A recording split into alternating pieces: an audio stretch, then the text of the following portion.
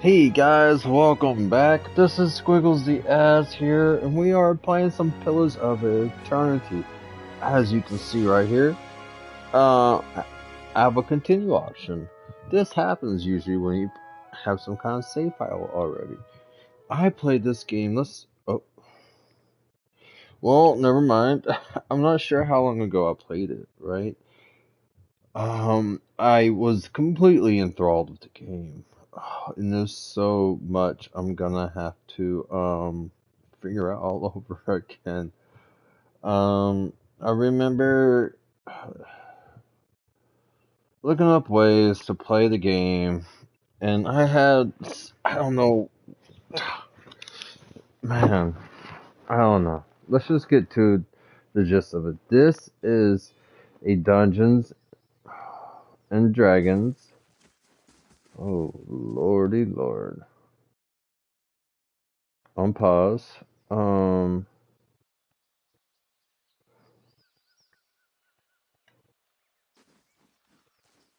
okay.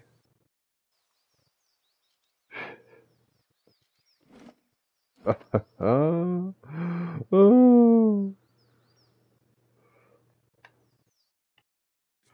Alright, so let me just start to talk about this game. So, I think this game was created as a Kickstarter for people who love like Baldur's Gate type of games. I don't coil resourcefulness. Oh, oh Lord. Oh no. Yo, I played this so long ago. This has the main character's name is Vanessa Bay. That is hilarious. That's my ex's name from 5 years ago. Jesus Christ. Can I do a redo on the name? Um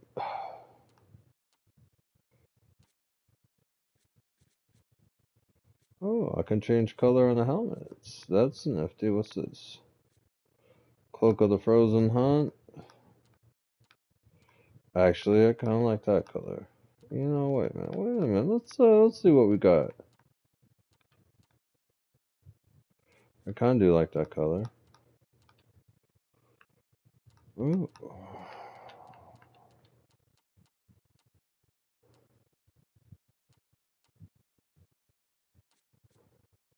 Yeah.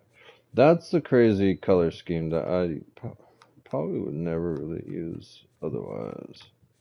I don't really know who you are. You have a book. Alof's Grimoire. What does this book do? You have quick items, you have weapon slots. Oh, Jesus Christ. What's this? Golden Gaze. It can do a lot of things, huh?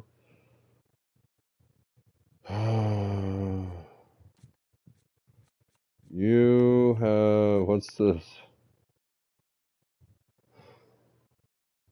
It does a lot of damage, whatever it is. What the heck is this?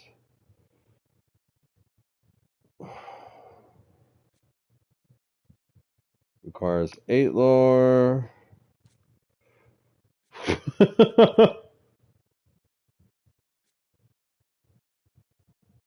I was playing as her, apparently. I she's apparently brutal. Um so this game was created by a group of Kickstarters. Jesus Christ, dude, I have no idea what to do. This is so scary to me. So she can have a rank. The Sagani. Um, you're cute. What you got? Ooh, we got Obsidian lamp figurine. I don't know what this even does. I may, you know what?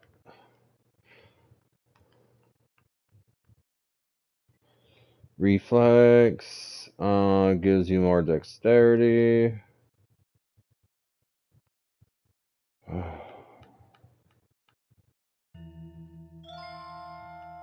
Ooh, music time. I don't really even remember how this plays.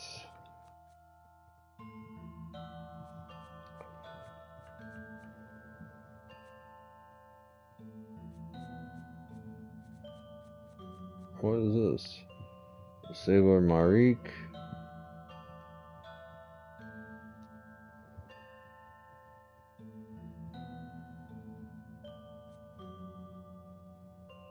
The Hellwax mode? What's a Hellwax mode? Cloak of the Fox and Hunter. Summon noble creature. What?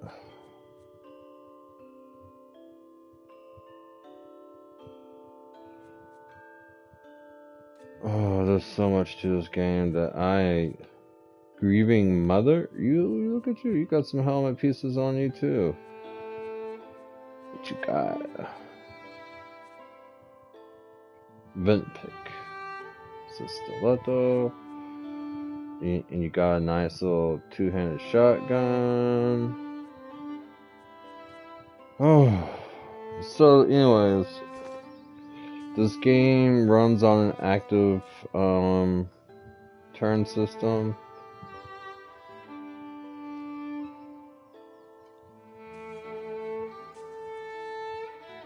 Hail, Estremor. An Orlan woman stares at the sky with an air of deep contemplation. She occasionally puffs from a wooden pipe, blowing smoke into perfect rings. What stands before me? She wipes her lips with the back of her hand. Her teeth, uneven and pointy, are stained red. I do not see Estremor often.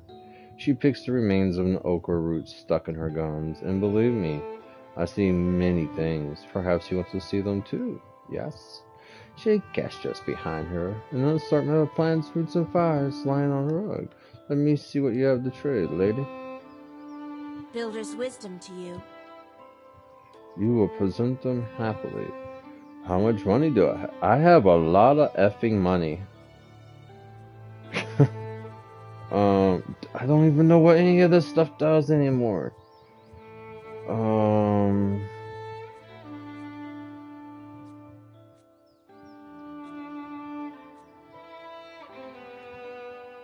Whatever. Look, I don't want to talk to Vanessa Bay, but can I...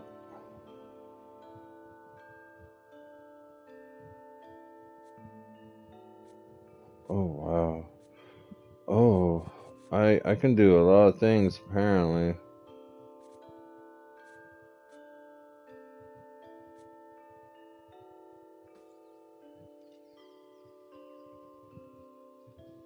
Got it.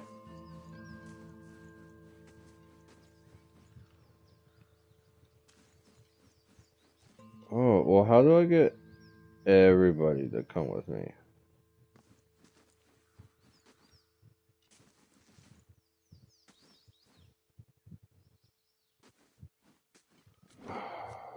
Controls.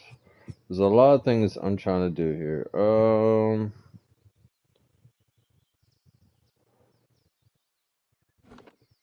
My eyes are peeled. The hell is this?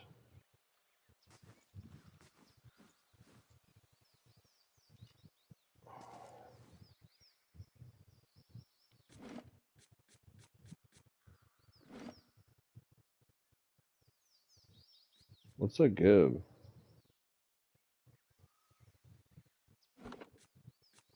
So, anyways, I played this game a long time ago. Obviously, like 4 or 5 years ago. And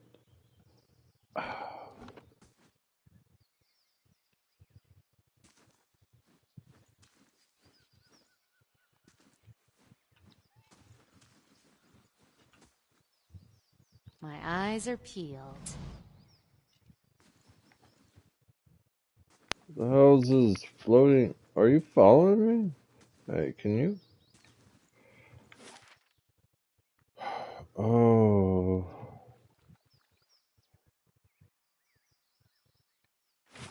Where am I? Okay, I'm down here.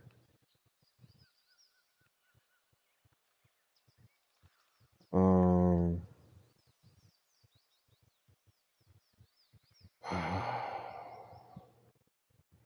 Radrix Hold is my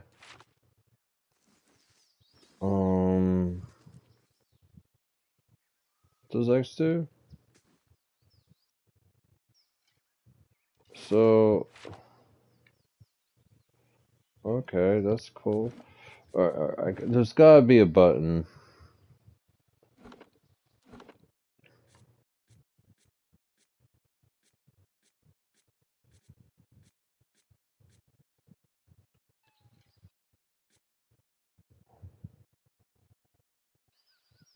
To make these guys follow me.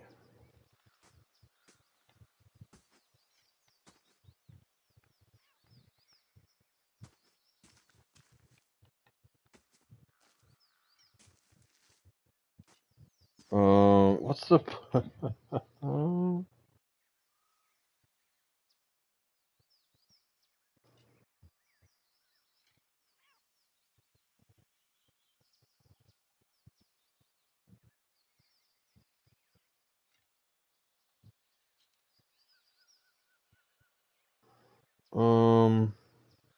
how to get characters to follow you?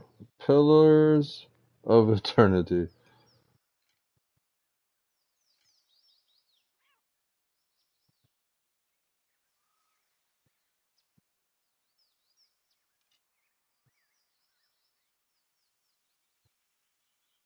Aha. Alright. So you hold down L1 and R1 together. Thank God. So, combat log, active journal.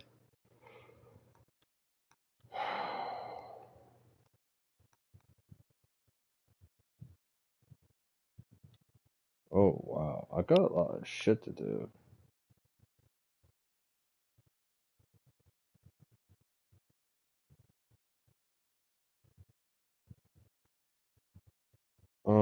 Can we enter the catacombs? You know, and this is.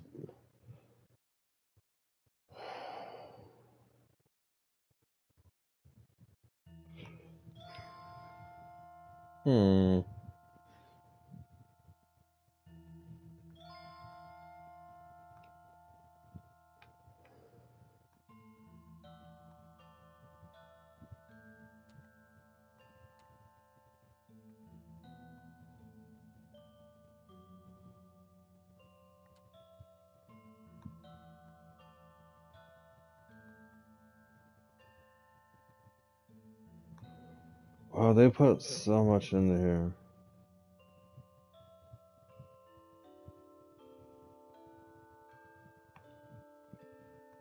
Ooh, I fought a couple of dragons in my life.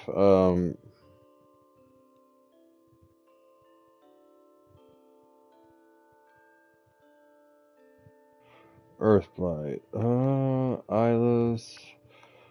Vampires are a kith that have their lives unnaturally extended because vampires require living essence to stay alive. The blood of kith provides the richest, most immediate source of it. Ooh.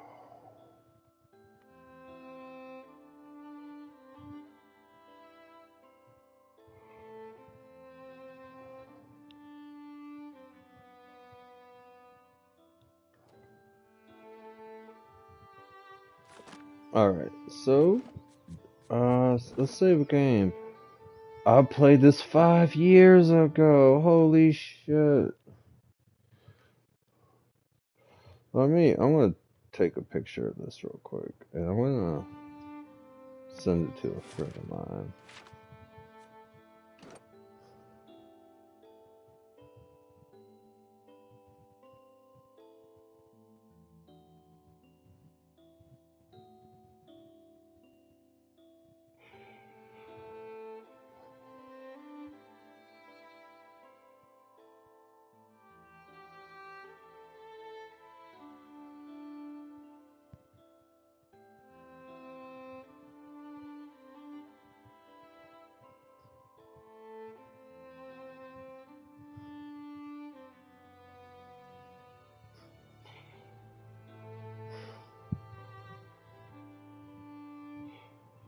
Alright. Sorry, I had to take that picture and send it to a friend of mine. Alright, Catacombs. Oh, but I need to go to Elm's Reach? Okay. Journal. We're gonna come to the assassin at large. Speak with Delum Gan, Atira Evron, and Elm's Reach.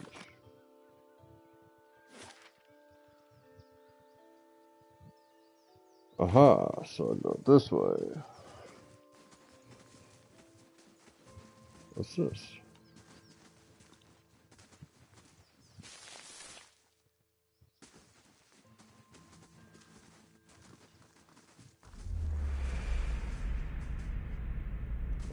What's this?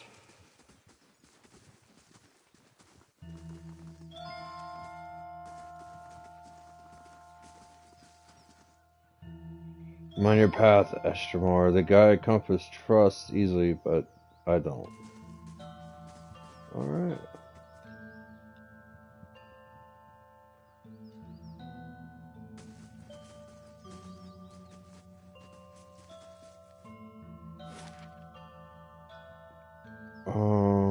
Elm's Reach.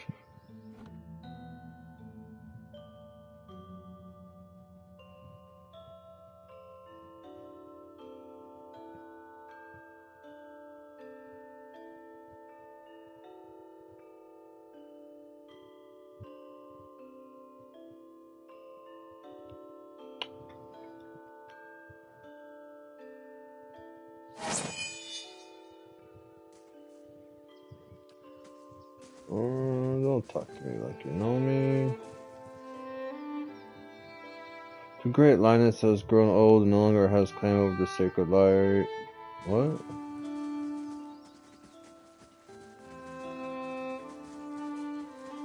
Whoa, what is this? A Stelgar, huh?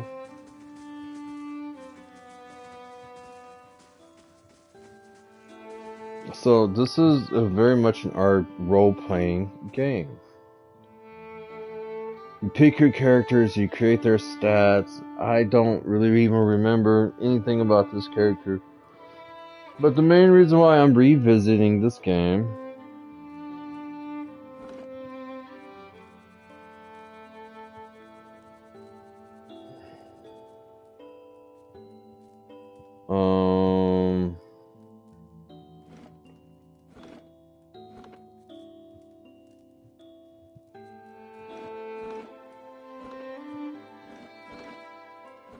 is simply because I had accidentally bought the newest one. Okay. Do your eyes see what mine see? Oh, wait. And what do you see? I took something.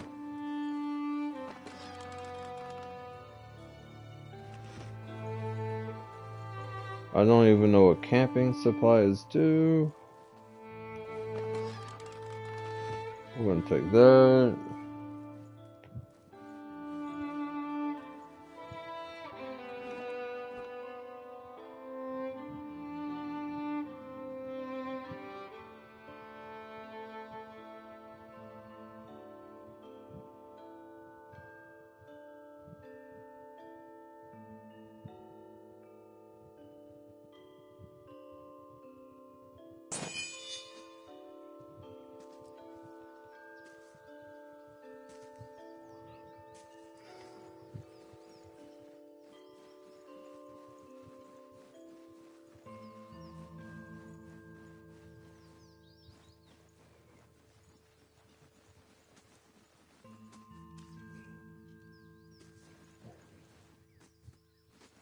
I wonder if I could just kill everybody.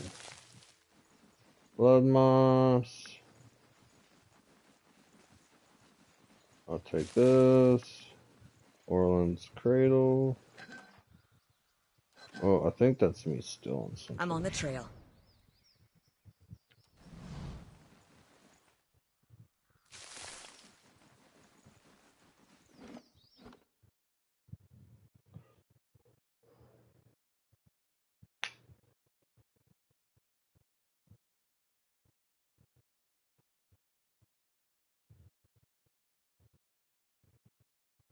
New map discovered. What is this?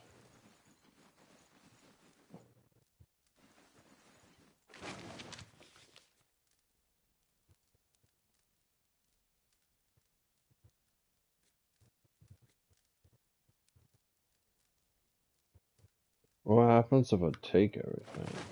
Quickly and quietly. I actually think... Holy shit, they sure do a lot of,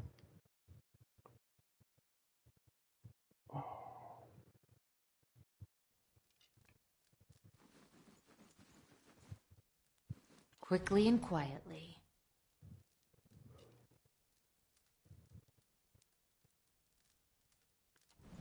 My eyes are peeled.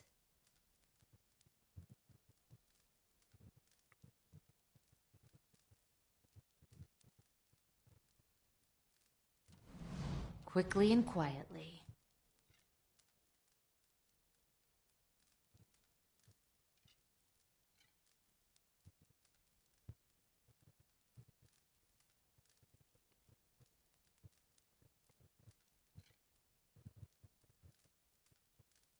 what?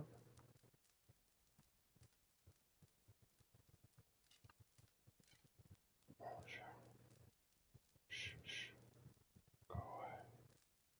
Y'all see nothing. I'm gonna steal this.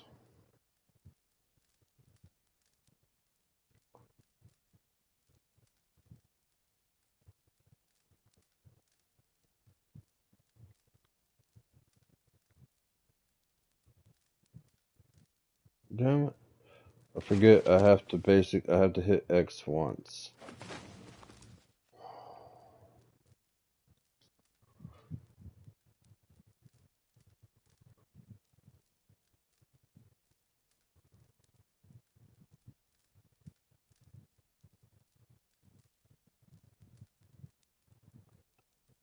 Alright.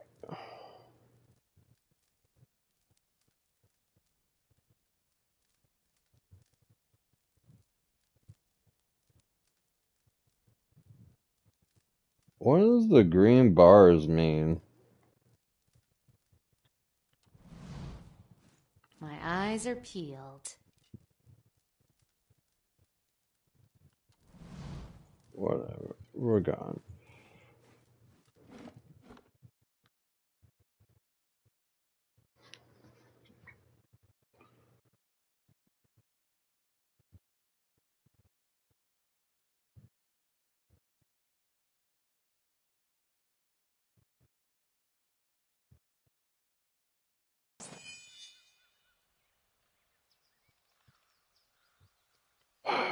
So, let me check out this journal again. MMS Pathol grants me access to Old Song and Elms Reach District. She suggests that I speak with Demagon Sisters in Elves Reach and every place called Tyr Avon. Alright. Which is way... Ooh, the Golden Grove. There's all sorts of stuff here.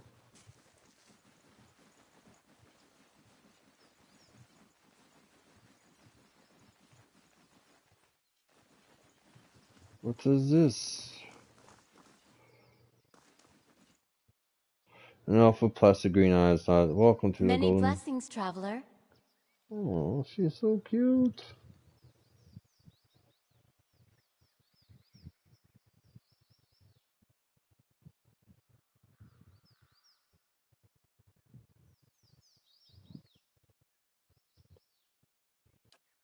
Tell me about the Golden Grove. We are the Ovates, druids, and philosophers, students of nature. We gather here to share our knowledge and celebration. She gestures to another elven woman standing near the entrance to the grove. Many travelers come to us for poultice and remedies. Bloodhound understands the cures, okay, and poisons of nature just like no other. I gotcha.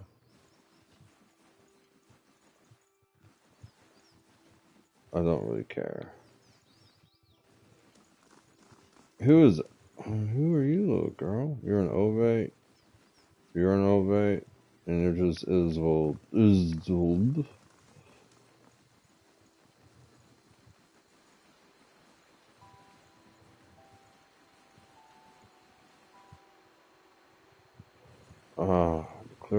tastes so sweet and refreshing. You have stayed true to our cause, Inquisitor, when so many others have not. For every heretic we confess, for every betrayer that burns on our pyres, new sheep continue to flock to Eora ex Incios. But not you. I underestimated you in the beginning, but no longer.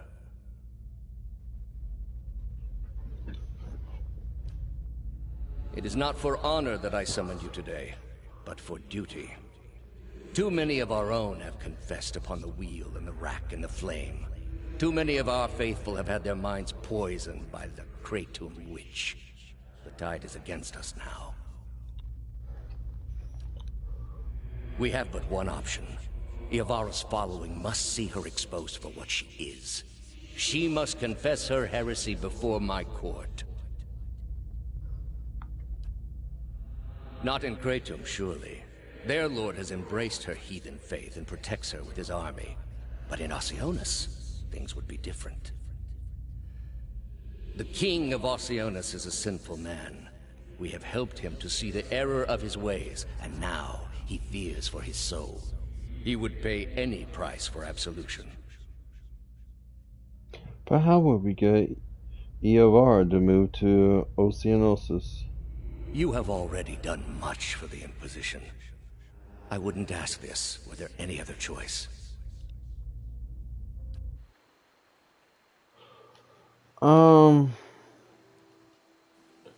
So I think we have like memories of other people embedded into us. I'm not really sure how it goes.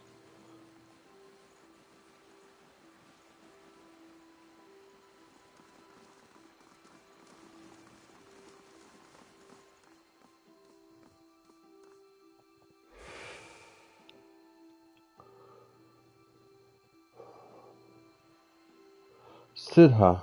Two identical women seem to fade into view as they move away from the great trees that camouflage them. Their skin is tree bark, rigid and scaly, wreathed in a curly tangle of roots, buds, and blooms. Their hair hangs beneath the shade of serrated leaves like the drooping branches for the elms above, and the pupils of their eyes are encircled by hundreds of, even thousands of concentric rings, as if to mark the accumulated wisdom of millennia. So like tree chicks. Turn around, flesh creature. Outsiders are not permitted to approach the elms. One of them extends a snarled roots towards you that snakes. I should just mass murder everybody. The other stares at you unblinking as her frown deepens, her face creaks. Do you not feel it, sister? Something familiar. An ancient soul. Like the other one. Another defiler, no doubt. Let us fell her and be troubled no more. It would pay the debt of her predecessor. So it would seem. So it would seem, Rinwan. But we must not hasten to judgment. I see a different motive here. Different questions in these eyes. What of it, young trespasser? Is it as my sister says? Or are you here to stain this place with foul deeds?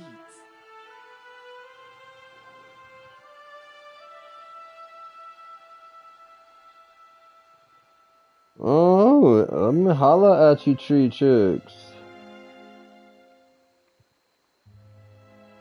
I'll gladly burn this place down. Dude, I don't know who I was playing with before. I've gotten a little bit more aggressive over the years, mainly because of some of the women in my life. I don't know. Poor choices. Vanessa, Bay. There, by her own admission, Really, Sidha. sister. And you wonder why your leaves begin to fall out before midsummer. Clearly that man did not want to be followed. Whatever the relationship here, I suspect it is anything but cordial. The answer is yes, old one. We crossed paths with Theos not long ago, and we can tell you where he went. But I find it curious that anyone would seek him out. Suspicious, even. If we are to help you find him, we would know why.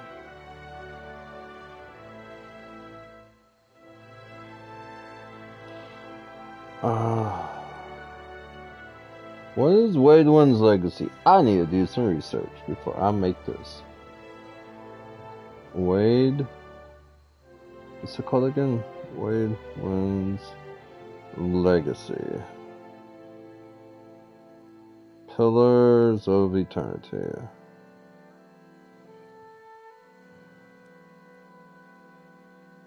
Oh, okay, yeah. So that is the reason he passed this way. This is low, even for the leaden key. I told you we should have confronted him, Sheila. He has always been a poison. It would have been the last thing we ever did, sister. Who can be said to have ever gotten the better of Theos? Who is Yes, Theos? but imagine how much fun it would have been. Can't you just picture him all strung up in vines like an angry little puppet? But that's not what this is really about, is it? You are bound to that man. I see it now. You are awakened. Your soul is awake, and something once buried deep now wells to the surface. Past overwhelms present, closes in around you. Your time has nearly reached its end. I am sorry to tell you this, but Theos cannot give you what you seek. Nor can any man. An awakening cannot be undone, any more than your past can be undone. The soul is formless without a past to shape it. Did you truly expect to be able to wipe it away?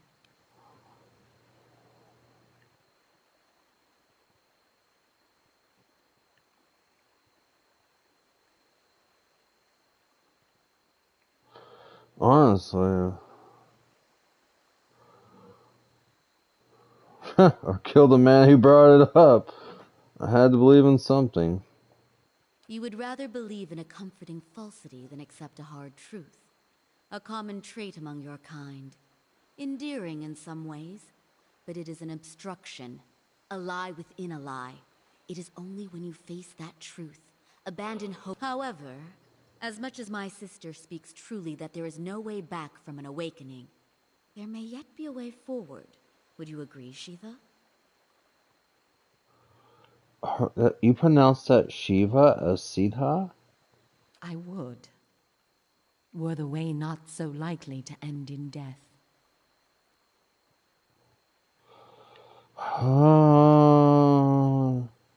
Or perhaps you underestimate your foe, Old One.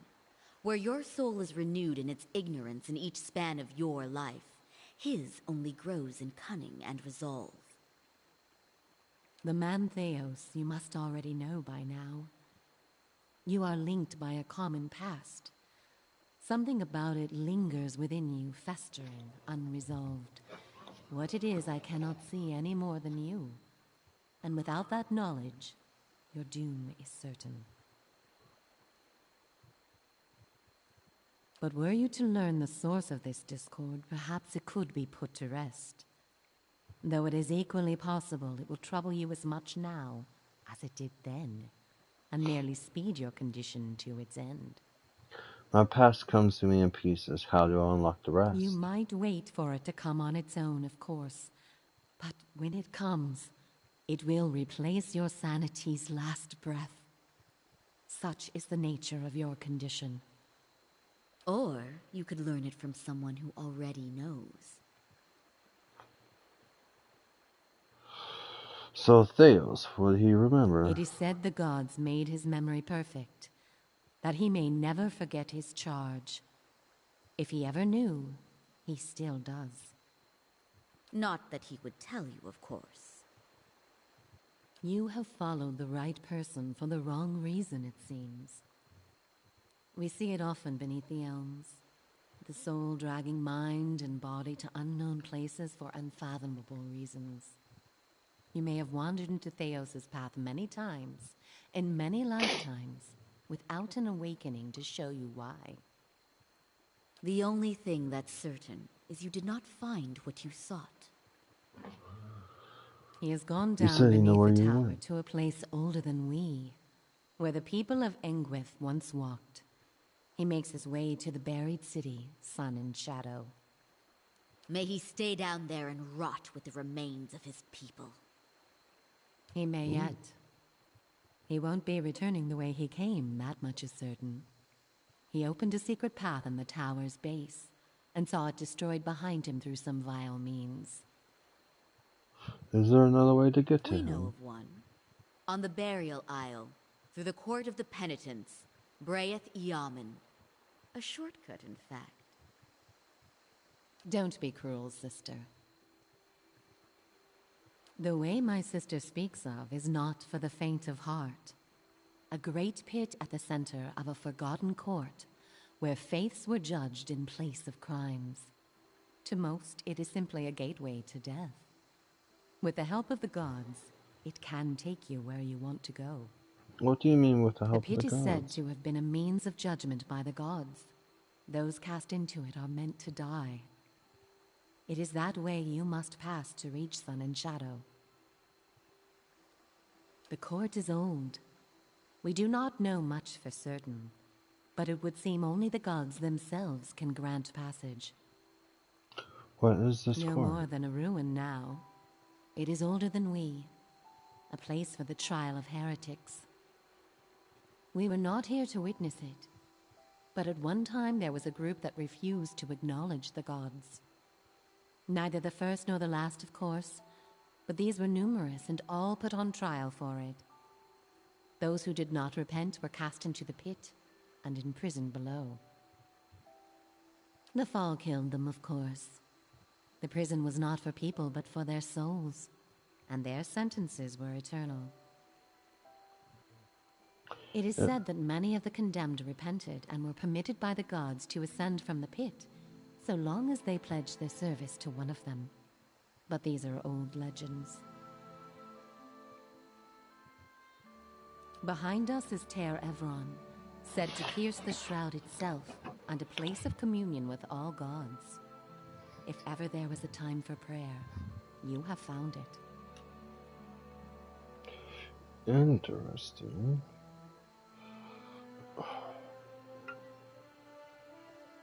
I'm sorry, I'm getting some clothes ready for myself. I'll be right back.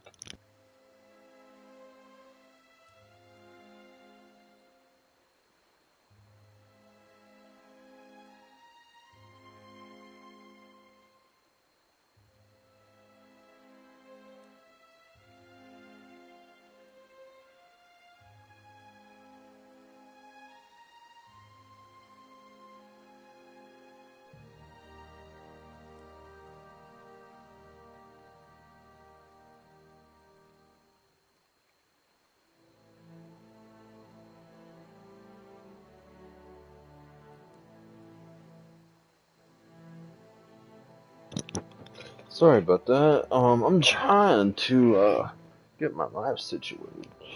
It's so hot in this house. So, if they ever have time for prayer, you have found it now. So the only way to get through this pit is to pray for help. Who would I pray to? Is there another way around? How do I pray? You know what? Not the only way. Just the only one that doesn't end with your body impaled on jagged rocks. Any god you can, I should think. I would pray first to those gods you like best. I hope for your sake, the feeling is shared. Well, None. is there no other way? How do I Ter pray? Evron is also called the Hall of Stars, and the stars show us the allegiances of the gods. When stars are in conjunction, we know the gods they represent are aligned as well. You should choose a place to pray where you'll be closest to those you want to hear you. If a god stands alone, you should pray to that god. If they band together, you should address them all. Choose your words wisely, for all gods expect proper homage, and none has patience for fools. Okay. What do you wish to know? How did you know I was The pursuing same way things? that you are no doubt able to peer into the ether and experience the souls of others. It is something we are born with, some more, some less. a gift common to many creatures of the wilds. You share certain similarities with the man you pursue. For your sake, I pray they are few and of no consequence. You mentioned that people come to these elms without knowing why. A soul has a will all of its own. It needs and whims are seldom understood, but they follow them all There the is something same. about this place that reaches beyond our understanding, something like a beacon. The elms have a way of uniting souls that have been seeking one another, with or without their owner's awareness. Magic.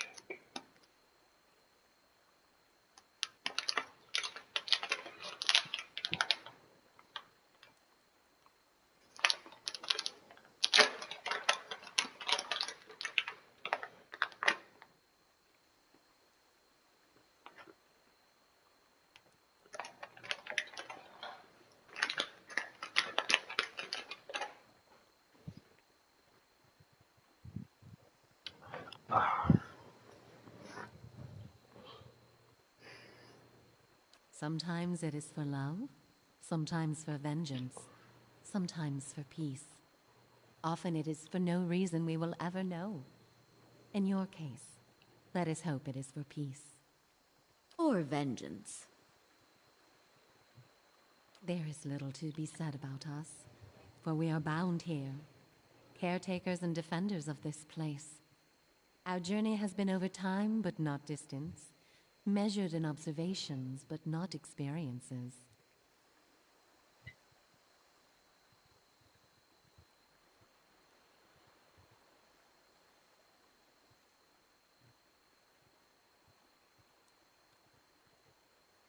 We have seen the elms grow tall. We have seen cities built, burned, and built again. The only constant has been the tower, a silent companion through the ages. You can imagine why this recent destruction has stirred my sister so. If you do nothing else, make that man pay for what he did here. I need to know about praying for the support We of will God. tell you what we can. Farewell. Before you go, tell me this, old one. I'm curious. If you were to subdue your enemy, what would you do with him? What would give you peace? That's...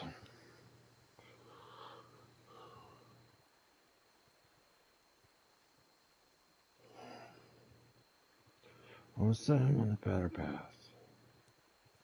He can't die, can he? I would return to the wheel of life and death, so he may trouble me no more. No, I really want to know until I A get great there. many questions still to be answered. All the same, think on this matter. Be assured in your course. In the end, it may mean all the difference, not just to his soul, but to yours. And be warned. Some questions have answers that can never be learned, and it is those that trouble the soul above all others. May you find an answer to yours.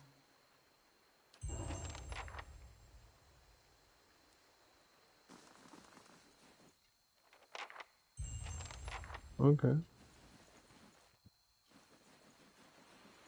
If secrets whisper here, I shall listen for them.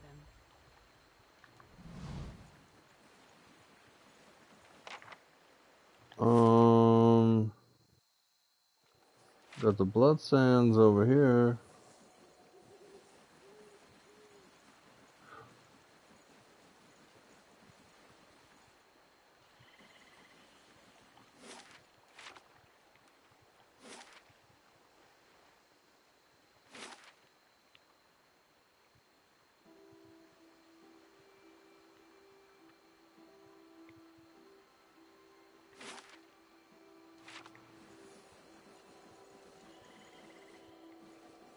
What?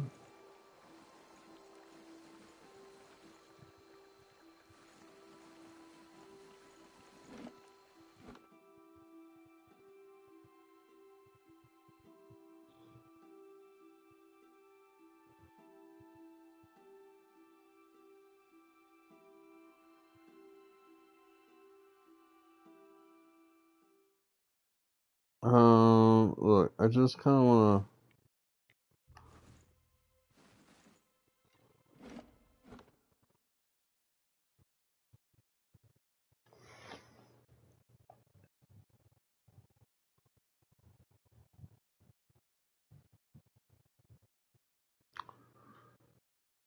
Wizards may do all sorts of stuff.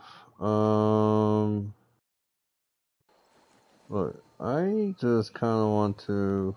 Aha.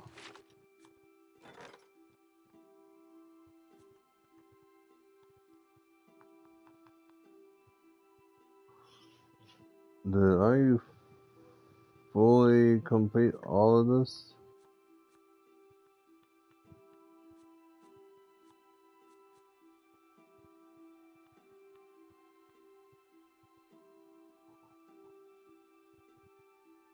I.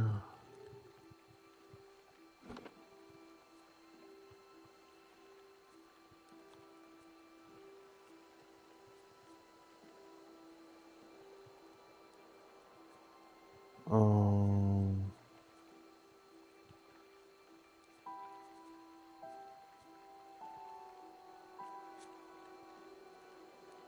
That girl? Okay. Uh.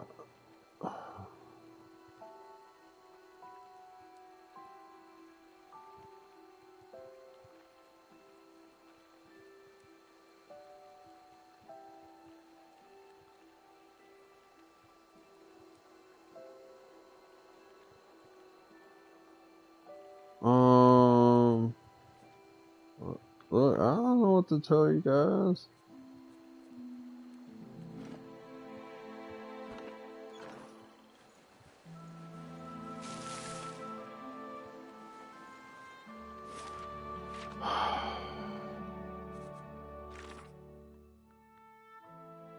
Praise the gods in Tehran.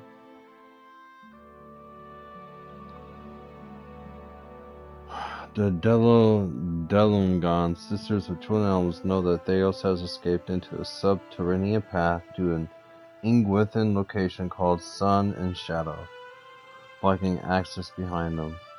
The sisters revealed to me another way to reach them, perhaps even overtake them. The Burial Isle offers a path through the ruins of an ancient Ingwithan prison, Braith Aemon. The route is perilous, but it may be the fastest way to Sun and Shadow, as it involves a long fall straight down. My hallucinated memories are becoming more frequent now, barely distinguishable from the waking world. I am running out of time. I need to know what Theos remembers about the past that we share, so that whatever it is that plagues our soul can be put to rest. I've learned from Sidon and Renoir that the way into the Sun and Shadow lies in blah blah blah. There's an ancient court there that can lead me to Theos.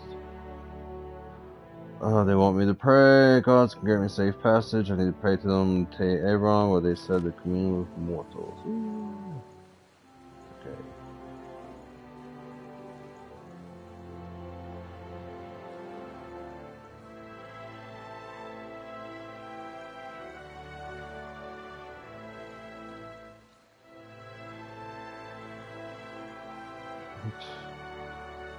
Oh yeah, because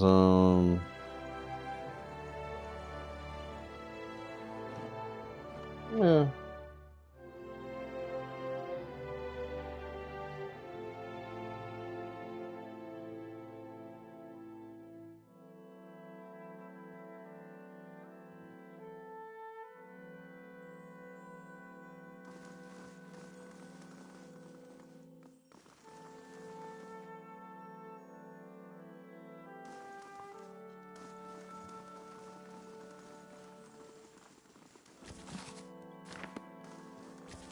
Won't get far like this. Are you saying I'm overweight?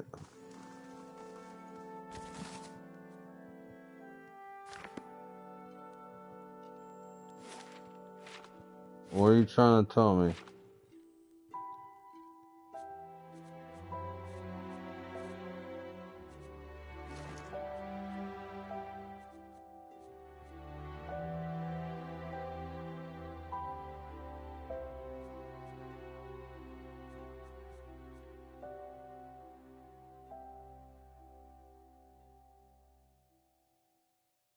I mean,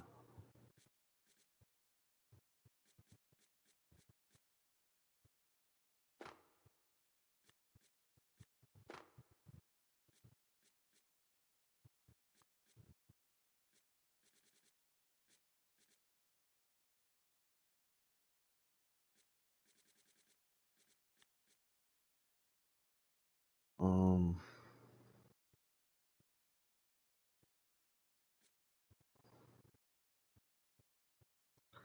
no, we're gonna have to pick. Wait a minute.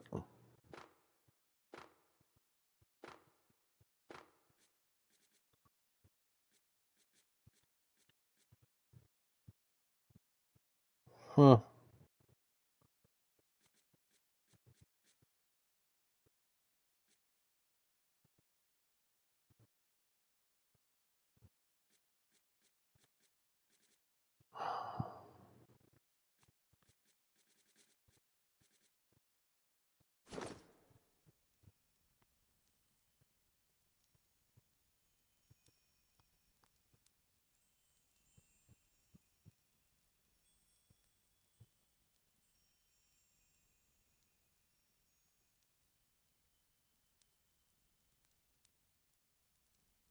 Deadfire Archipelago. You see, I actually got the new game, on sale, so which is the whole reason why I am, where I am. Dude, yeah, you look crazy.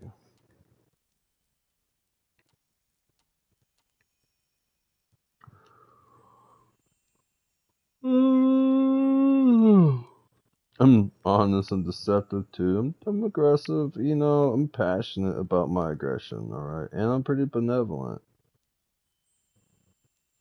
Um,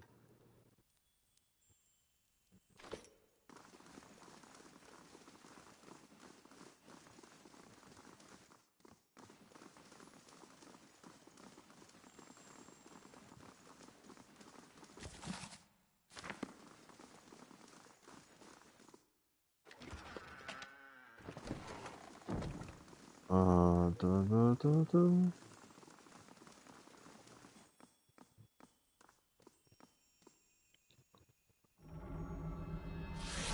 This place is one where a spirit may dwell.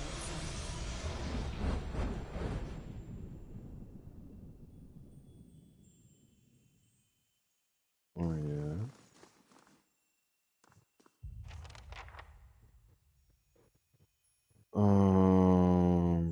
In the glaring stars of a nearby constellation, you see the grim shape of a skull. Its jaws are wide open as it's frozen in a silent scream.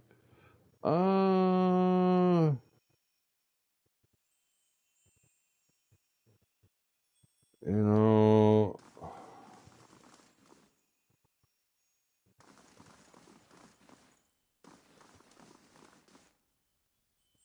in the nearby constellation, you can make out a shape of a strange horned beast. From time to time, you think you sense a faint chill emanating from the shrine itself. And you, what are you?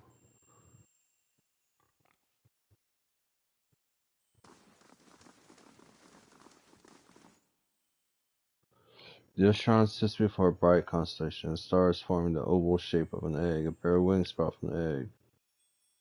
So,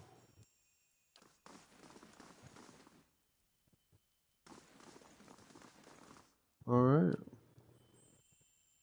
You kneel before the shrine and prepare to recite the ritual words. I don't even know who the hell you are. Romgrand? Just gosh.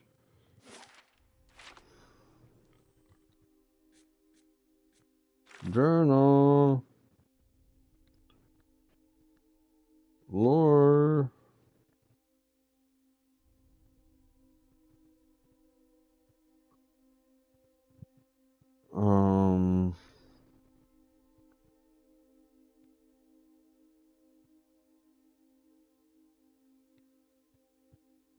Deities. Here we go. Barath. Who am I looking at right now? Rumgrond? Let me see. Rumgrond. A god of entropy, cold winter, bad luck, famine, and natural disasters. Manifests as a giant albino aurochs, moving amidst a great blizzard and applying footsteps of Rumgrond comes death and disintegration. Jesus Christ, this dude's pretty intense. Alright, what's up, homie? All things. There is life and death and life. All life ends in stillness.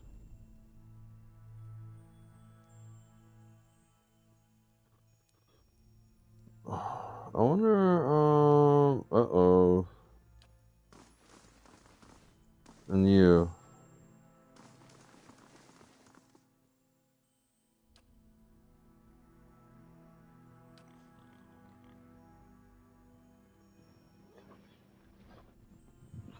Pray to Barath. Alright.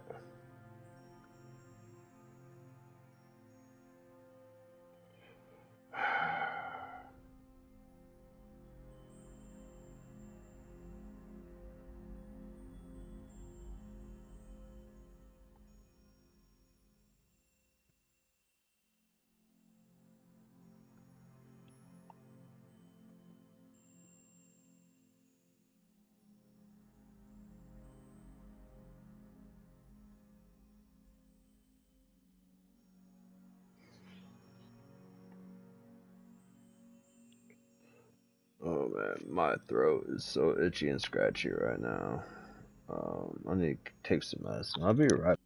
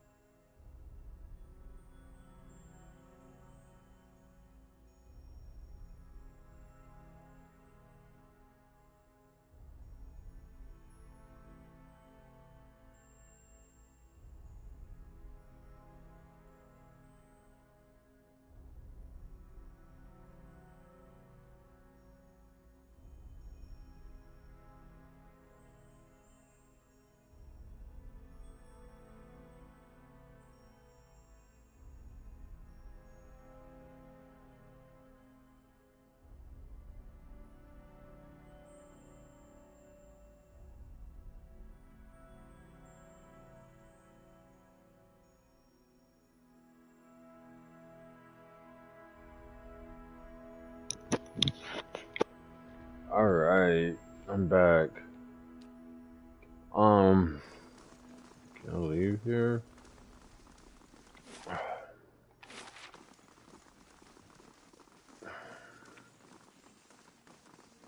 Let me see. No, I grabbed some gum too. I'm gonna spit it out because I don't think y'all want to hear me chew. Character, no.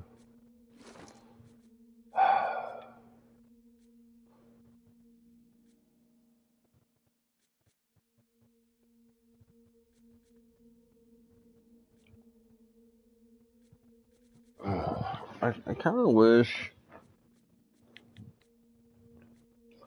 I knew what. Okay, here. Examine.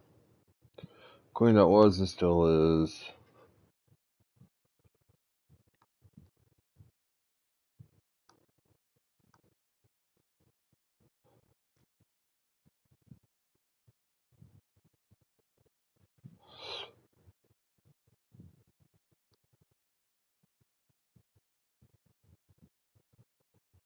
I don't see a name in here, but I don't know who Wadika is.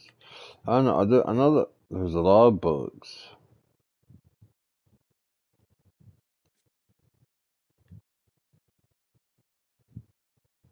Who is Skane?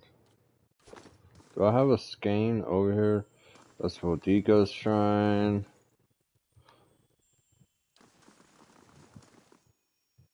Halea. And Barath. Who are you? No. It's Wells. Roomgrand. Gallowayne. Alright.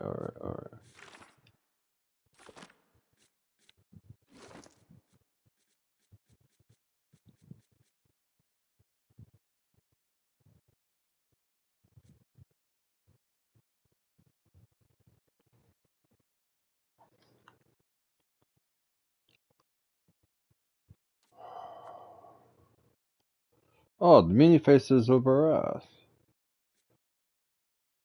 How fitting that we know the god of cycles, doors, mortality, and inevitably as Barath, while the Velians know this very same god as Serrano.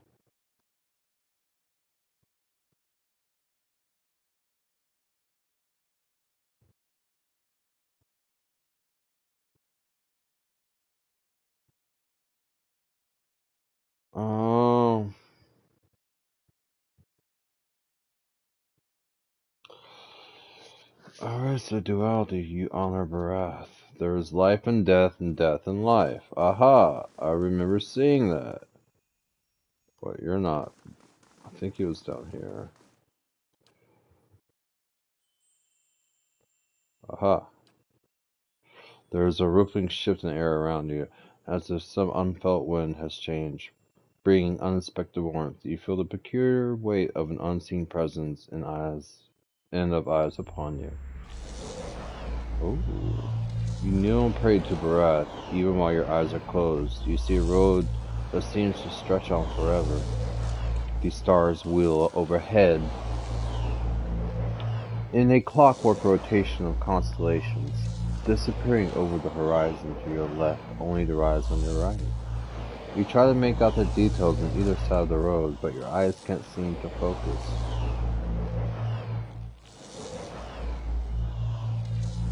One moment you think you see a meadow blanketed with mist and another sheer canyon walls. For just an instant you even see waves lapping at the edges of the road. Were you to step into the shifting landscape, you feel certain you would only end up back on the road. You know this is a vision, but the packed dirt feels firm beneath your feet, and the night air cool on your face.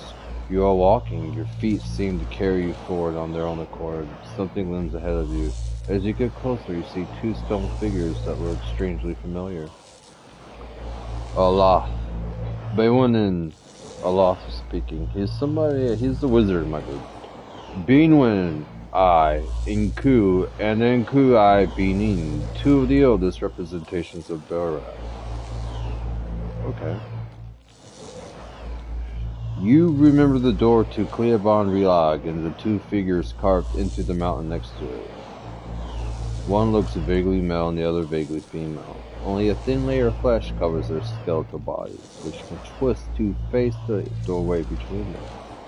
So, basically, the feminine divine energy and the male divine energy of life and death. The skin represents life, and the skeletons represent the death aspect, right? That's what I'm seeing. I'm seeing the duality of both. Because you can't have life without the ability to reciprocate in some shape, way, or form. Either it's within you as whatever you are, or you're separated and you have to come together as one to produce another. Anyways, that is my analogy of what I'm seeing before me. The doorway, however, is not what you saw in the runes. It's a skull, gaping and jawless, and as you look on, its open mouth seems to grow. The arms of the two stone sculptures are swept toward the mouth, inviting you in. Yeah, man, let's do it! Into the skull's mouth. The road continues through the mall to another shifting landscape.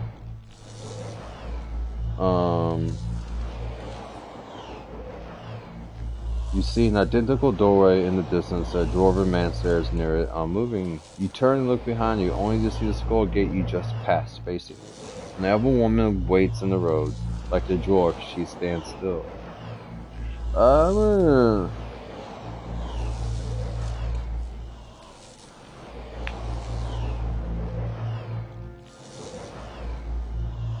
gonna go with the elven woman. Star told her there's something unnatural about the way she stands. She's too still. When you get closer, you see that her legs tapered into a slender trunk, and in the place of her feet are gnarled, twisting roots. She lifts her face to an invisible sun. Her long golden hair is the color of autumn leaves, and as you look more closely, you realize that her head is actually covered with tendrils and vines sprouting brilliant yellow leaves. Each glimmers with the essence of an entire soul. She gives you a beatific smile, and you look on. A beatific or beatific?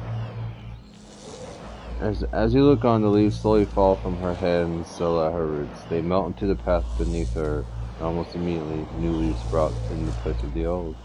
She reaches toward you, still smiling, as roots spring from her fingertips. Her outstretched arms bar the path. Come, craft your soul to the golden grove. Graft your soul.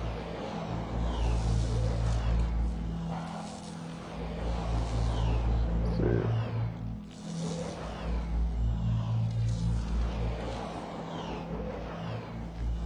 Huh.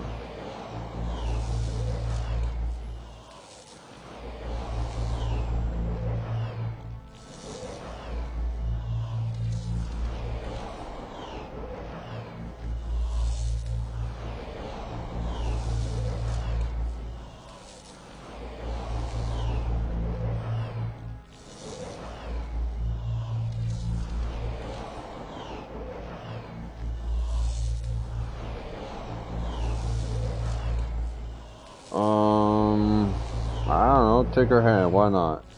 Her roots twine on your fingers, and as they do, they grow rigid and cold. Her outstretched arm petrifies, and as the rough stone bark overtakes her flesh, you can only look on in horror. You break away from her brittle grasp. Her feet are rooted in place, but she twists and writhes as if trying to flee her own dying limb. The petrification reaches her shoulder, spreads down her body, freezing in a painful arc. It creeps up her neck. She feels her face scour like a drowning swimmer. The grayness covers her face, freezing her gasping song. Now that she is still and lifeless, you can continue past her. Only the golden leaves on her head remain untouched, and as you watch, they fall one by one to the path below. They shriveled as the shimmering essence fades from them. You lift your gaze and see a dwarven standing further down the road. Approach the dwarven man. You continue down the road toward him. He looks up as you approach, but you can tell if he's looking at you or through you. You can't tell if he's looking at you or through you. His face is smooth but flaccid, as if the flesh is detached from his muscles underneath. As you look on, his face begins to change. Uh-oh. I'm about to sneeze. Achoo, achoo, achoo. Wrinkles crack at the corners of his mouth, or his eyes. His mouth stinks, carving deep lines from his nose to the corners of his lips. His jowls sag, and the loose flesh hangs like that. Oh, snap.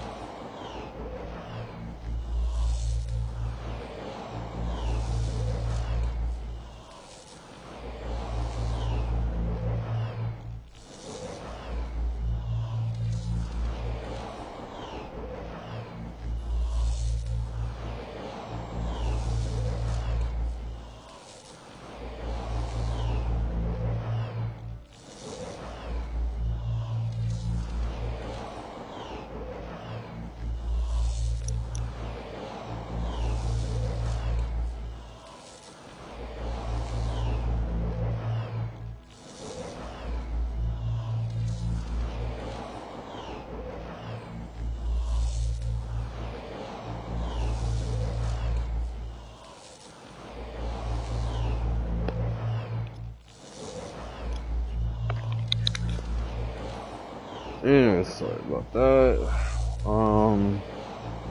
He raises his cupped hands, they're covered in blood. He lifts them to his face and smears himself.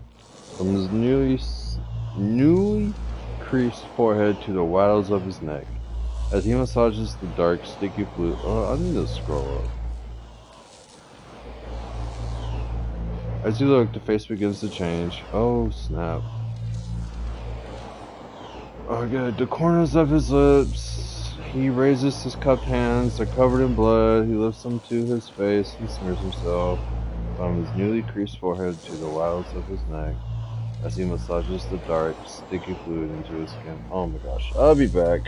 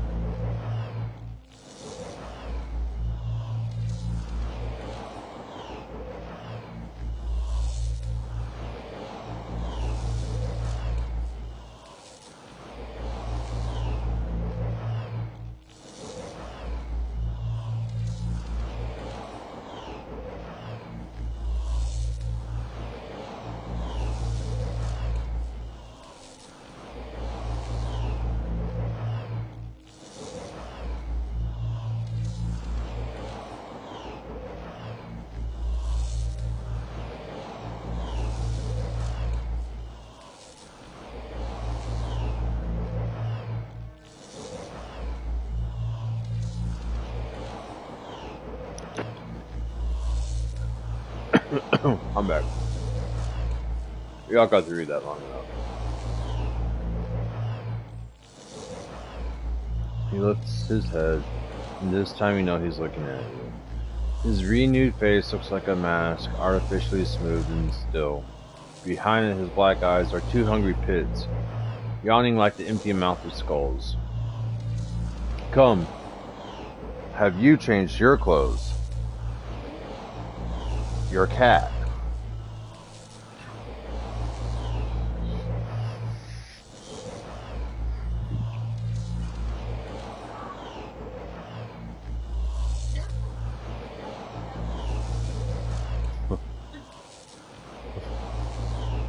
Sorry. I have been repeatedly sick over the past 4 months, and I'm putting my foot down in regards to her cat because I'm allergic to cats. And like, the reason why I took the second break was to go clean my hands, and because I just held her cat because I was about to beat it because it's destroying everything.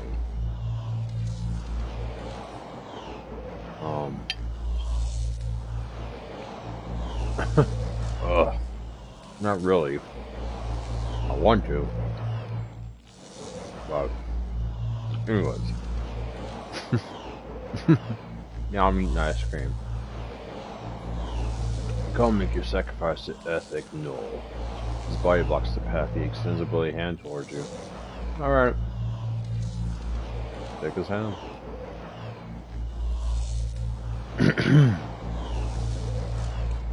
You grab his hand, but his skin gets too easily under your grip. As you try to pull away, you hear a noise like dried canvas tearing. His skin splits, following a long seam that begins at his arm and stretches the length of his body. Blood gushes forth in such quantities that you can't imagine there was ever anything else in him. Sure enough, as the dwarf empties the blood, he collapses like a desiccated husk. The blood in the path gleams to thousands of souls worth of essence. The essence evaporates, trailing, shining through a mist into the sky. Only now that he is dead, you can continue onward.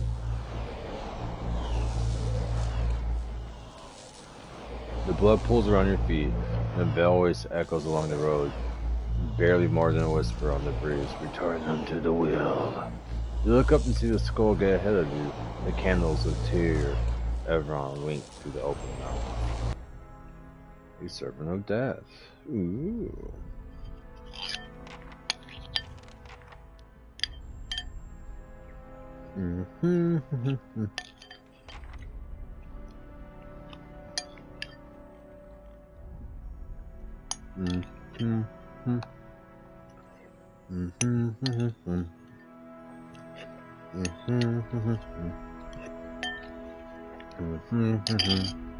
All right.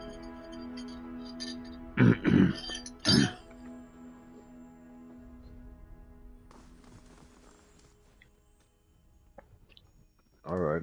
I guess that's done. All right. I've forgotten how much I love grapes.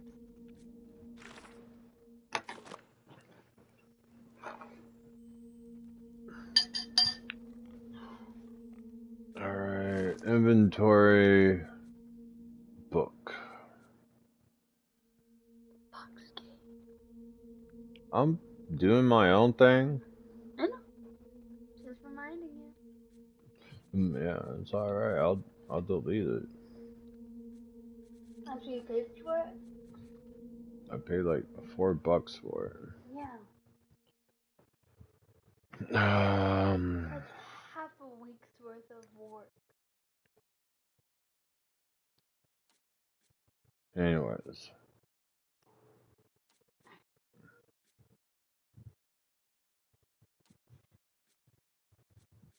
Is that you, that skeleton?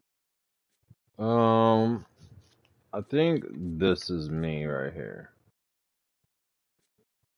Your name is Vanessa Bay? Yeah, I haven't played this game in 5 years. This was when me and Vanessa were dating. Yeah. Anyways, I need to focus.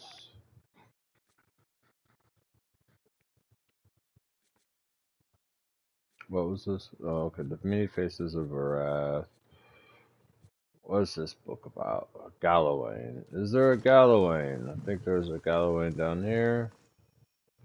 No, that was Hilea. Who are you? Gallowayne, aha.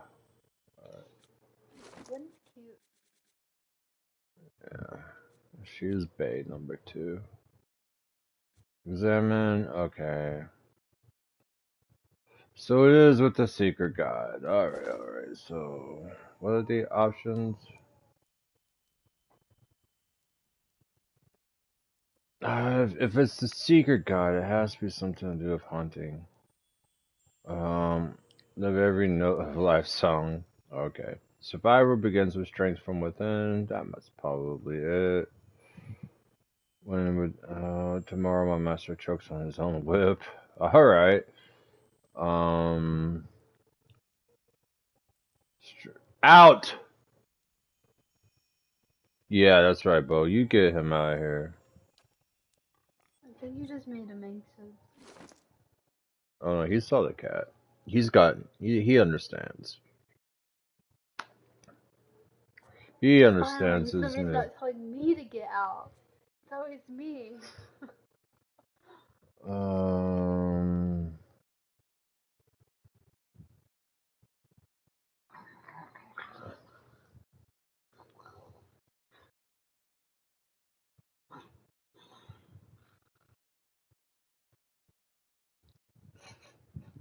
It's okay. Survival begins with strength from within. Aha. Alright. I was right. The air around you stirs and a gust of warm wind blows across the back of your neck. You catch the faintest smell of wet earth. As you kneel in front of the shrine, you feel yourself pushed forward. You catch yourself on your hands and knees, feeling warm, damp ground beneath them. Look around. You find yourself crouched in a clearing in the middle of the woods. The smell of dirt hangs heavy in the air. Behind you is a darkened room filled with candlelit shrine. Ahead you hear the howl of some kind of hound. You feel certain this is a vision, but the hairs on your nape of your neck still rise. Howl back. Yeah, man. Howl back. That's what we do. The beast bays in response, its voice high and clear. The thick growth shivers with movement.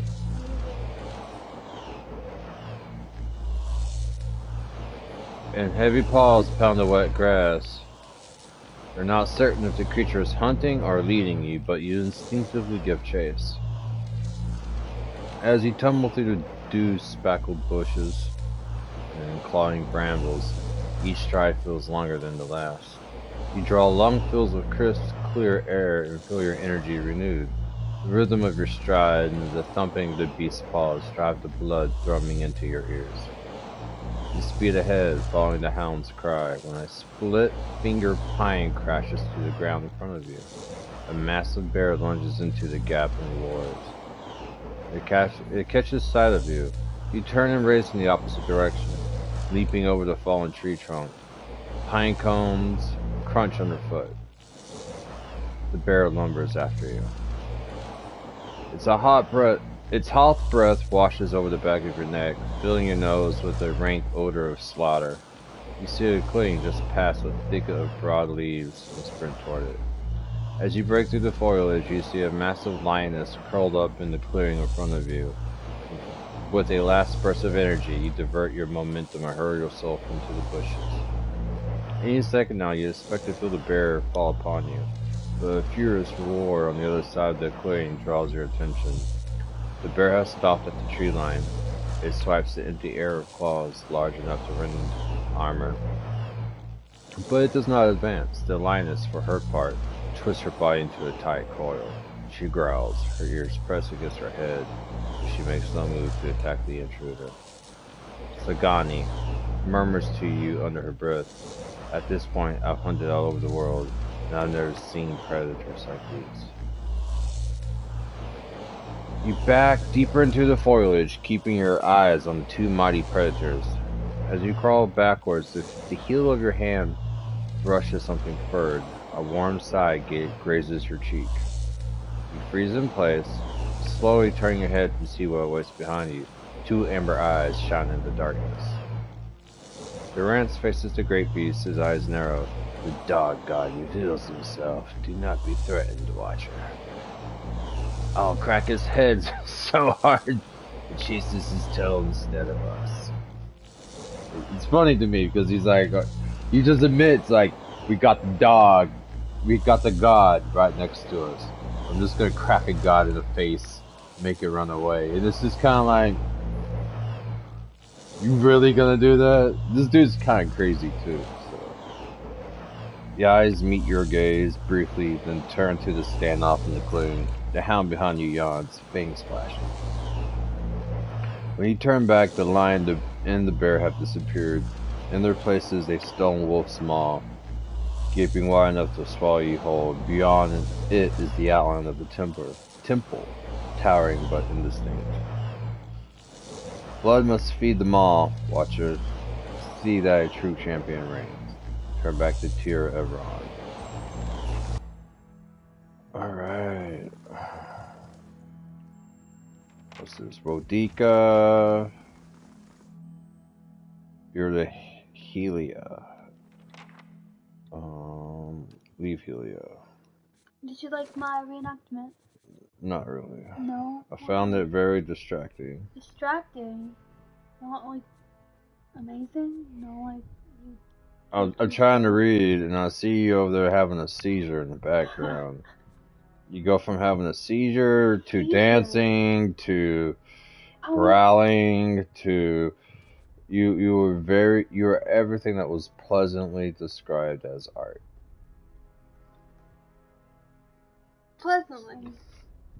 But I thought you didn't like it. I said it was a massive distraction when I'm trying to read and concentrate. 10 years of dawn.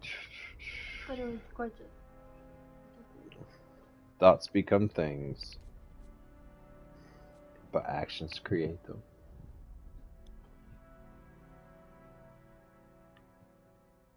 Maybe I should rephrase that, but it's your actions that create them. But it's our actions that create them. Yeah, yes. Alright, Room Grand.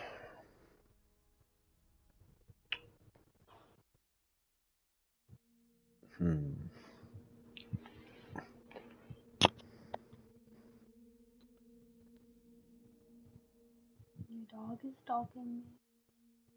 My dog will probably like you to leave the room. What if I don't? Then he's just gonna have anxiety over there. Or you could pet him. I don't want to have to wash my hands though. And then if he like touches my clothes, I'm gonna have to wash those too.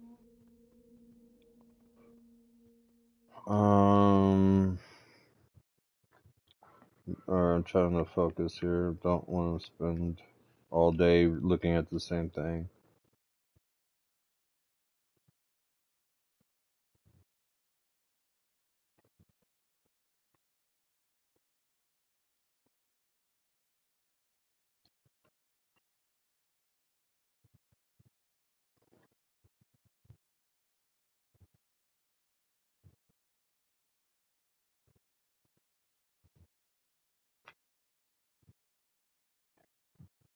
If anything, it should be something about stillness. Right? Have I already done this too? Oh, this is Hilaria. And I did Borath.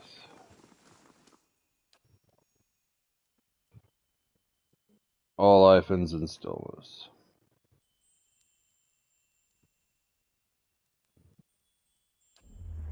Aha! I got it. You kneel and close your eyes. As you pray, the blackness fades to white and a howling wind fills your ears.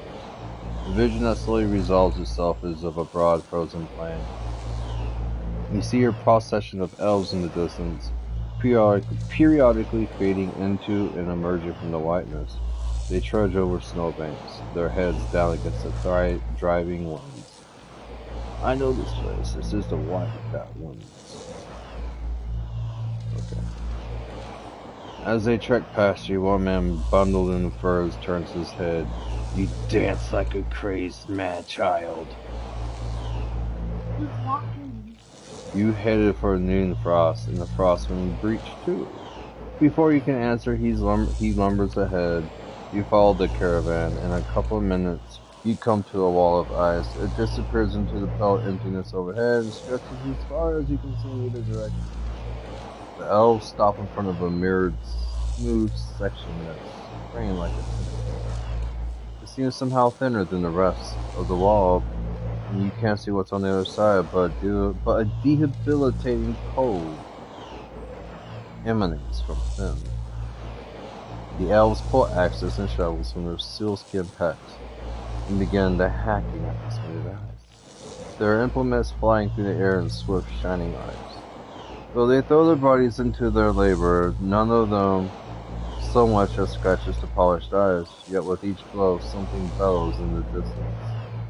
Whatever that is, it's huge and angry. Sagani squints into the whiteout, and it's coming our way. The elves hack away, seemingly oblivious to the furious lowing and to the tremors under your feet. The snow has risen to your knees, your legs feel frozen in the drifts. Try to get the elves' attention. I'm doing. So this game is built off of all sorts of different. Every action that you have is recorded in the general and affects your reputation in various different ways throughout the game. So right now, I am somewhere in between benevolent, honest, aggressive. My honesty and my aggression are my two highest. My benevolent. I'm benevolent, and my aggression. So I'm a violent good person, right? Yeah. But at this time right now, I feel like I don't know. Why would you attack me? You're so hilarious. Alright, so I'm gonna get their attention. You grab the nearest elf by her shoulders, shaking her head and yelling over the howling winds. You point in the direction of the booming noise, but she only scowls. Leave us, traveler. No, leave us, traveler. We've got to get through. We can't stay on this side any longer.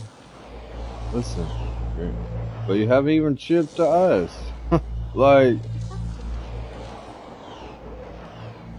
I know. That's how you've got to keep working. She turns away from you to take another swing. Well, I guess I'll wait. You watch as the elves continue to work at the ice. They pay no heed to the rolling roar or the numbing wind. Their movements, however, gradually slow. They labored at the ice with arduously sluggish movements until they finally freeze in place. Some mid-swing, others preparing for the next blow. You touch the elf nearest to you, and he crumbles into a mound of snow. You killed him. A final gale blows past, scouring the remains of the elves in the chaos. Out!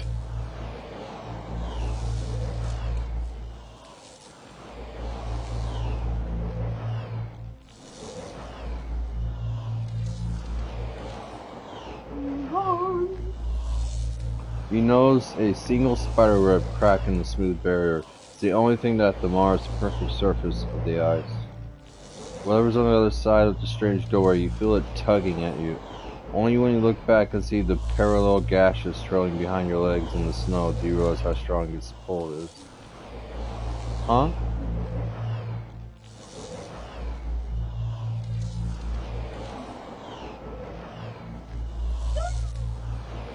You're invested. Well, I was invested.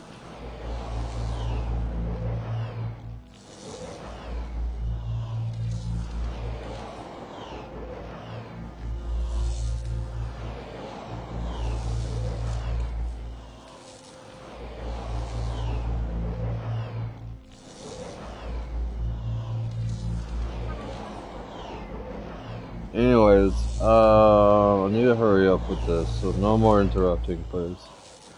Because I need to get ready for bed. It's already after 8. And this has been going on for over an hour now. Out, cat! Yeah, and I've only played for like 15 minutes. Oish. I'm not gonna constantly get onto your cat. I'm gonna put him in your room.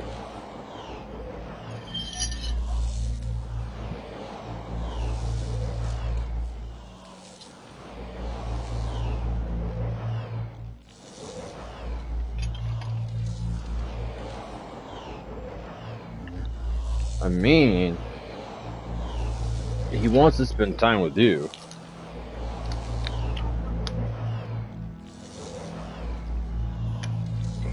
That's awfully mean of you. Destroying my carpet?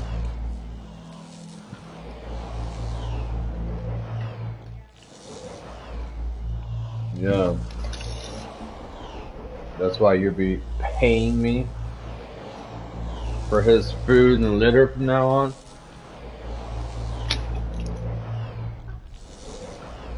Go put him in your room like you said you would. No, you said no, I will.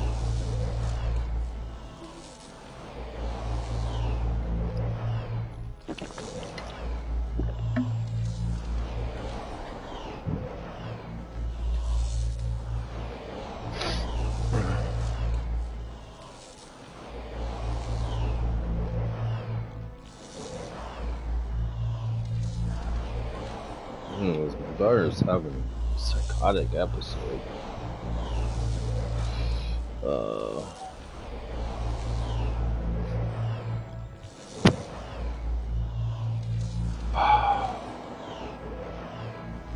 No, I'm supposed to wait 5 seconds for you, but anyways, I'm going. My end comes to all things in time. Seal the frost-hewn breach, and instruct the pilgrims in the patience of Remergond. Remergond. That's how you pronounce his name. Remergond. A deep whisper carries from the crack, as quiet as it is. My end comes to all things in time. Seal the frost-hewn breach, and instruct the pilgrims in the patience of Remergond. No, I'm gonna plug it with my finger. Because I'm crazy like that. You stick your finger into the hole and feel a stinging cold. You yank your hand back out, but the finger snaps off and remains wedged in the crack. A hoary rime instantly grows over the smooth surface of the frozen doorway, fusing it with the rest of the wall. A crystal of ice grows from your frozen stub. As you examine it, the vision around you fades and your finger rises from the stone. But a shard of unmelting ice remains in your palm. Ooh.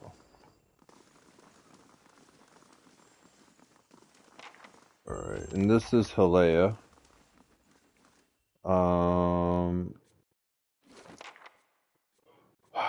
What's this book about? Halea. Abaddon was a god apparently I didn't find. Whoops. Enjoy yourself. Okay. What? Alright, thank you, I guess. What I mean, it was amusing how he came and went. That's what I mean. Did you get whatever you put all over him, all over my shoes? It was water. Yeah. Well,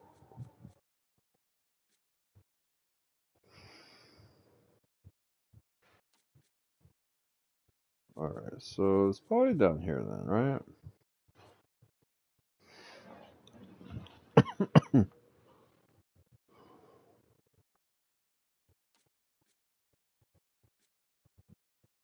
Andra, hey.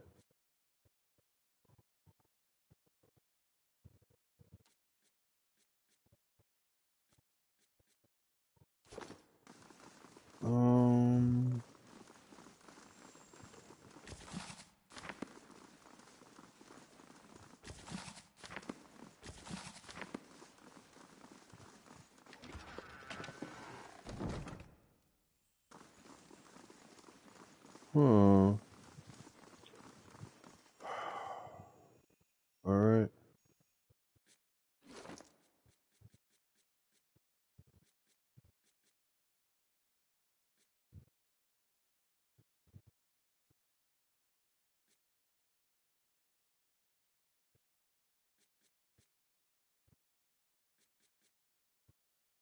Huh.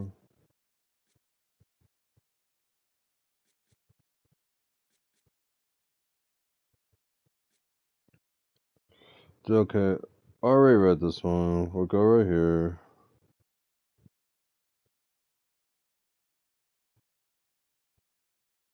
Oh, here we go. Can't force joy down the crying throat. Only Andra can give us the strength to persevere in life. Seems without worth, and that is the answer to your question regarding why I love my goddess so dearly.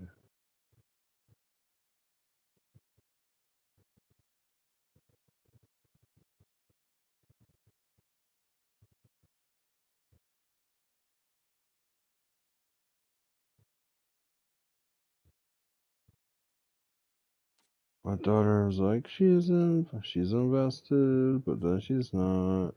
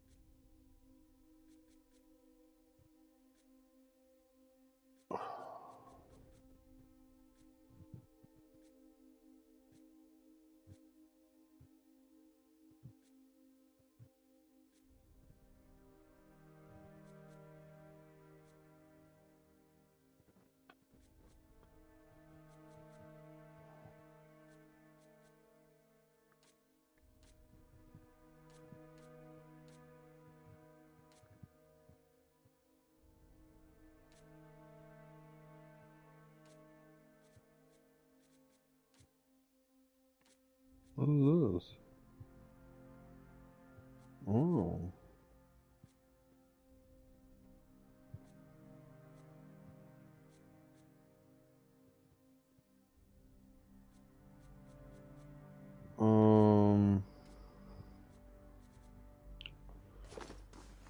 Is there no other books? Because I'm not seeing it.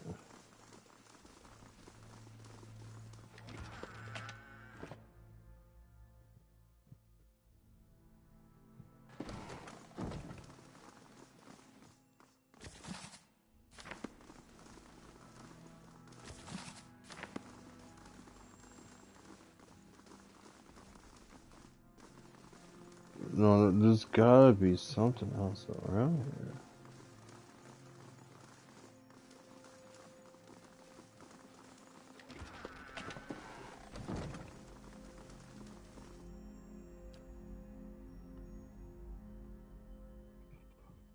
There's a 1, 2, 3, 4, 5, 6, 7, 8, 9, 10.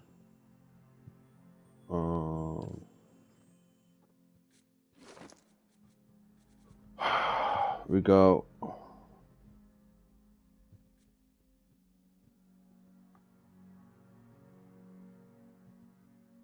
1, 2, 3, 4, 5, 6, 7, 8,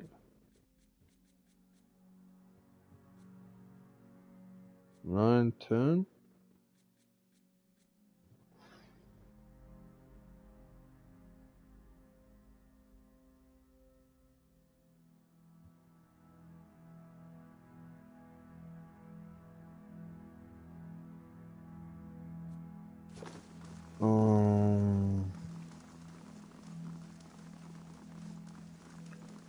Halea seems like, what was it? Was it this one? There's only one that actually... Andra...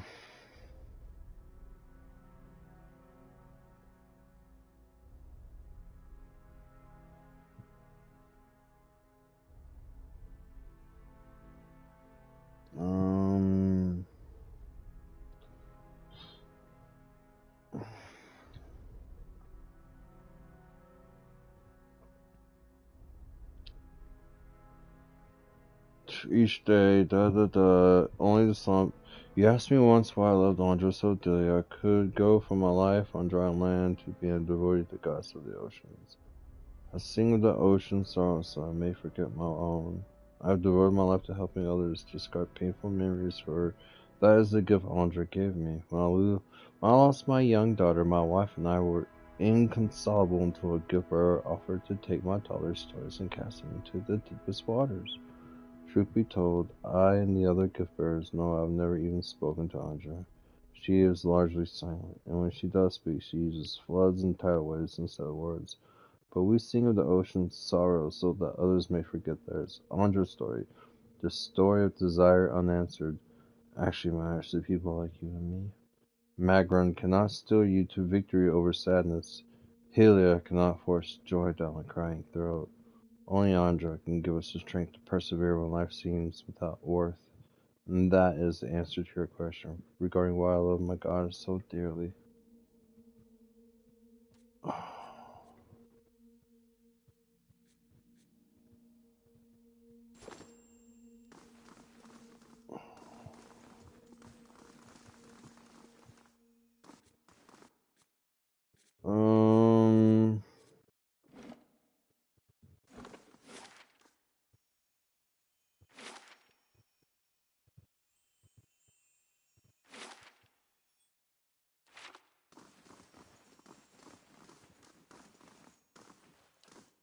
Whoops.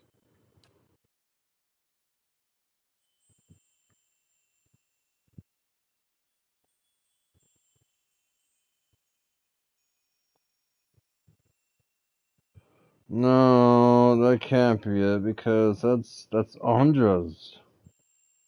This is Halea.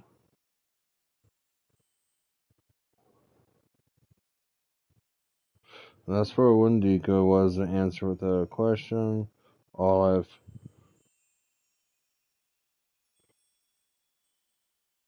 and it sounds like from the ending of that one that this is the only one that actually sounds like love. Right? Live every note of life song.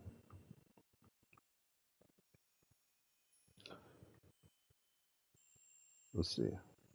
Your words seem to ring in the air, your voice rendered melodic and lilting by some unseen art. You shut your eyes to pray. As you wait in darkness, the world around you changes. You feel sunlight, bright and warm, on your face. A light breeze carries music to your ears. Whew. My apologies. I'm starting to get super sleepy again.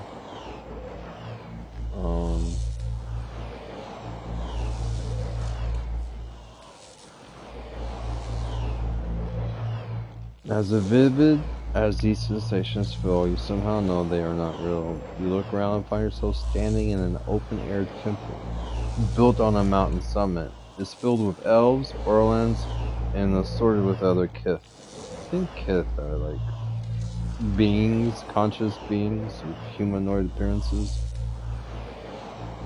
Ringing in the entire scene is a fringe of trees. Their verdant branches filled with birds of all different colors, shapes, and sizes. Durance spits, a paradise for those who would waste their lives exploring the meaningless while corrupting the meaning of the real world. Oh, to set these trees ablaze. Watch her. Everyone is singularly absorbed in a particular pursuit.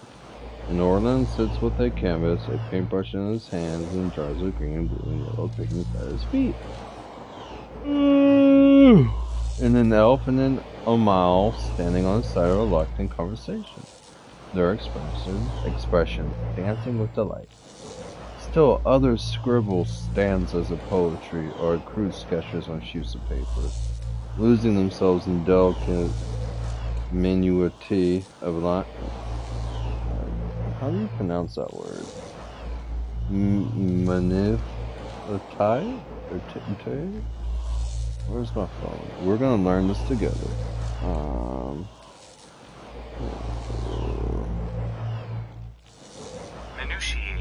Minutiae. It must be French. Where's the word again? The delicate minutiae.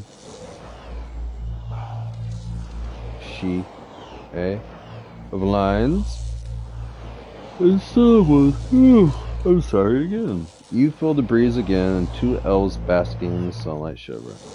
The largest group gathers in the middle of the temple.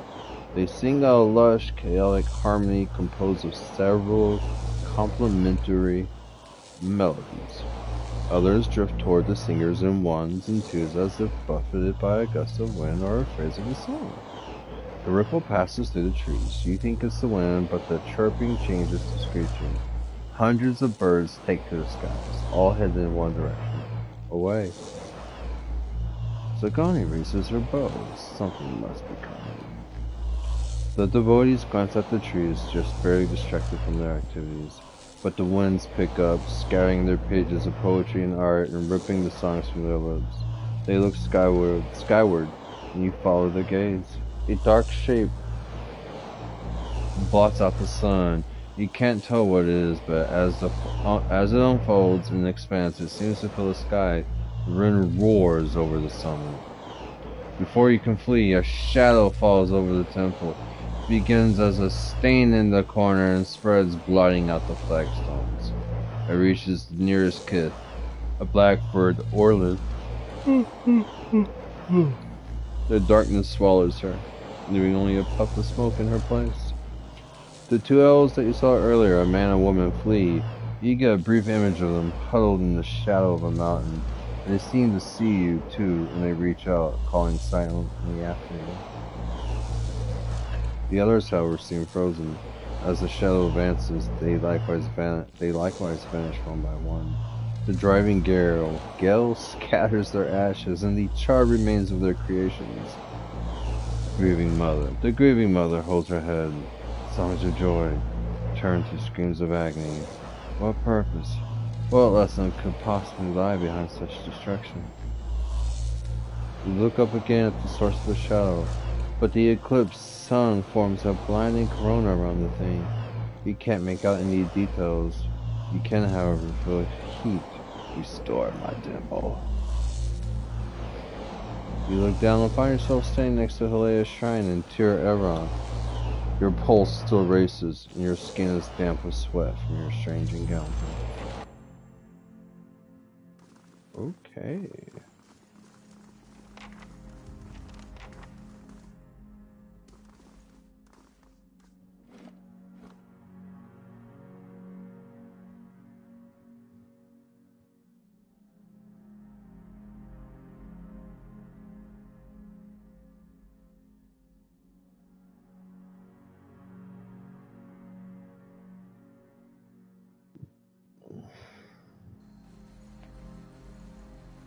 Ichuma, leave the pig alone.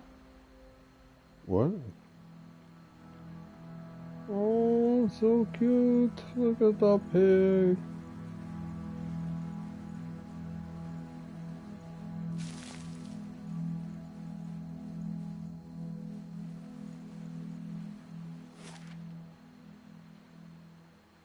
Alright, so...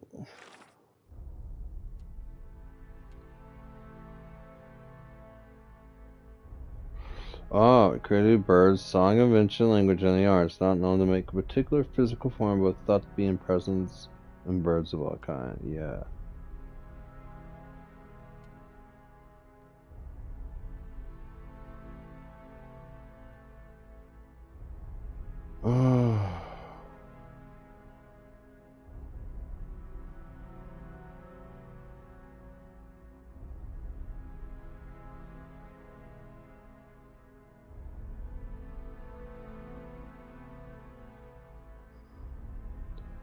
You know,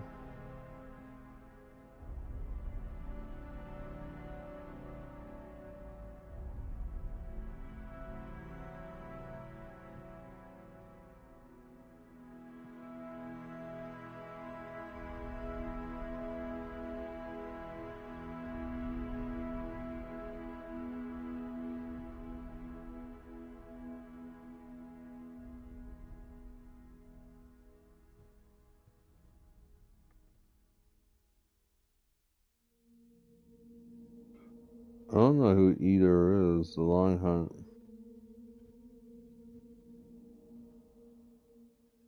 Okay, we found Audra Arch at Elmshore, and I saw another vision. This time, Persak was standing in a forest surrounded by blackened trees and crumbling ruins. He was with a group of Glenfathan hunters. The War of Black Trees has obviously touched this place. Many of the fiercest battles took place just outside the Glenfathan cities and villages.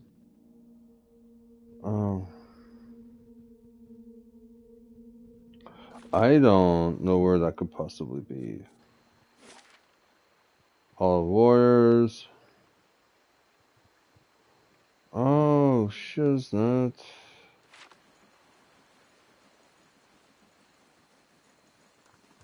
Oh, I want to kill something. I've been doing, so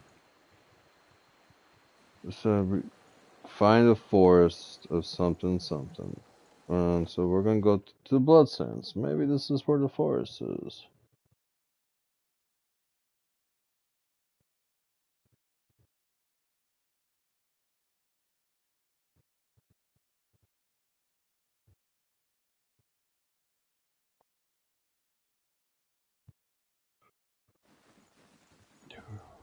Oh.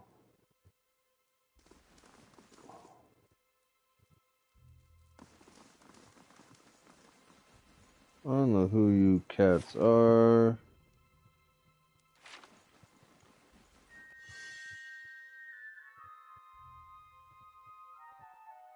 Okay. Something here calls to me. Won't get far like this.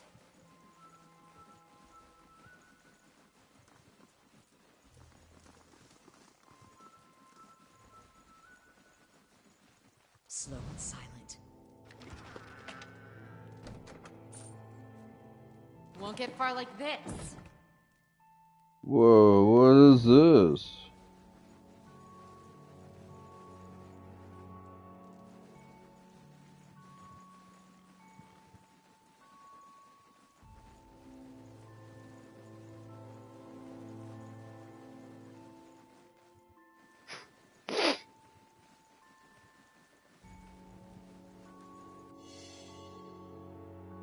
Something lies here for the eyes.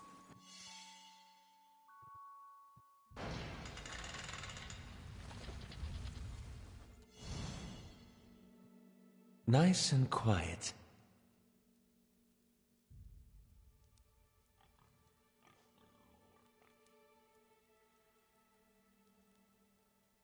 Let's go!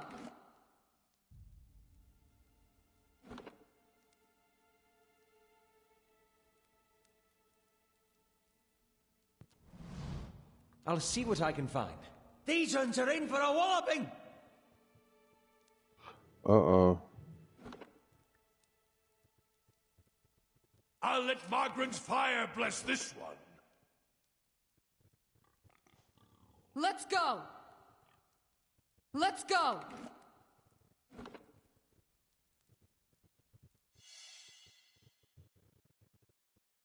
This may prove useful. I shall end this. How do you disarm traps?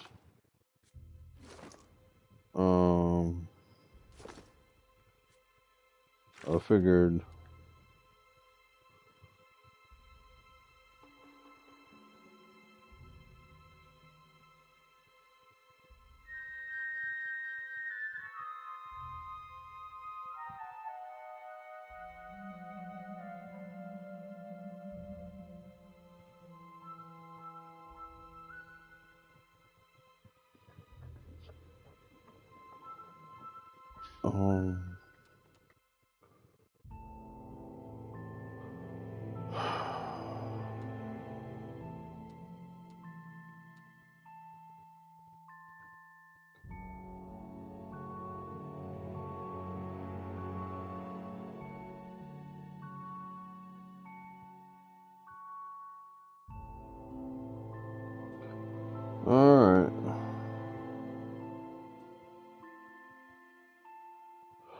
Alright, so...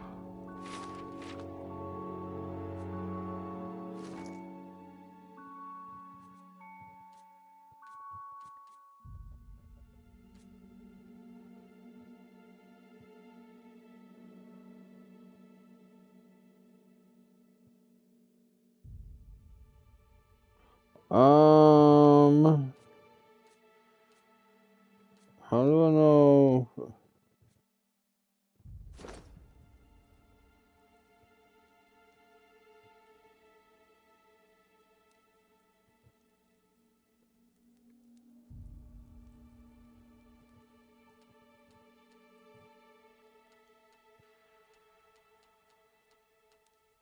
Alright, so she would be my strongest one in regards to mechanics, right?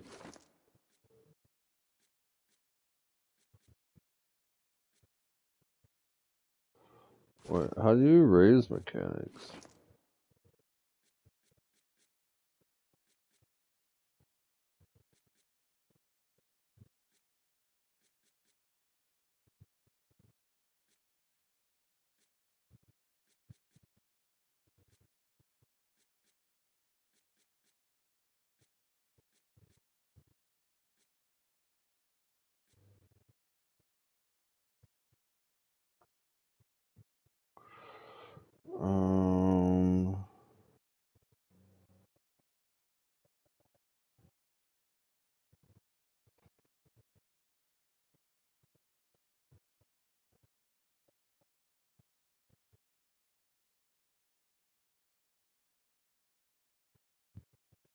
Can I raise? Okay.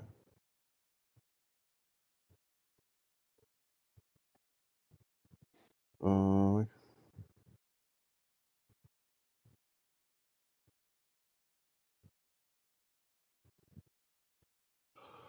okay, so...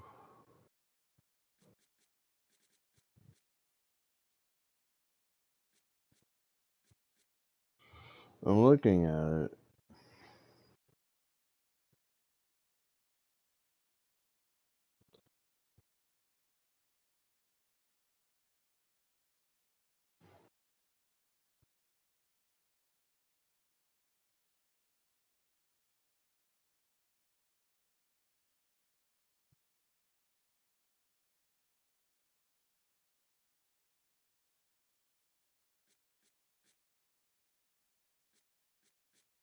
Do I have gloves of manipulation?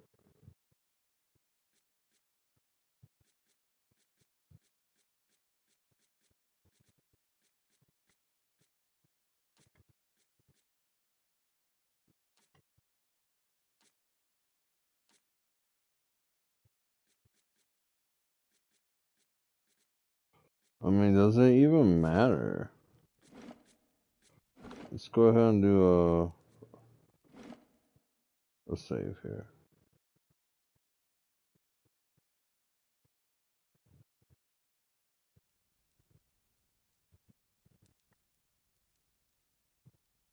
I shall end this. Shed no blood. Oh.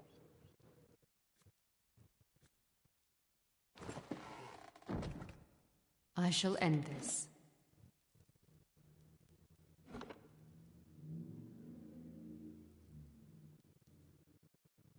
Shed no blood.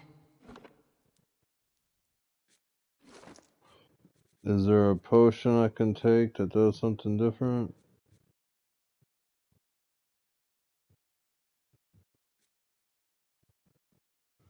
Ooh.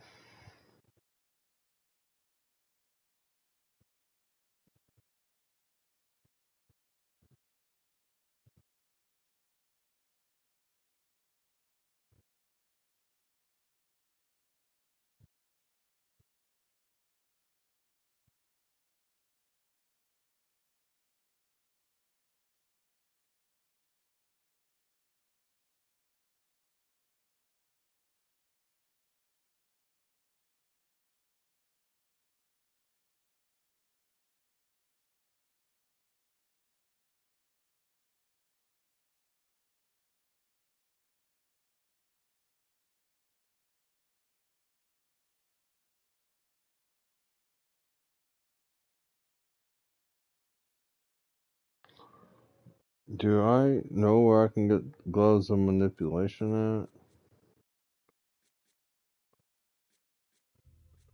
Because I'll be honest with you, I feel like I remember gloves of manipulation.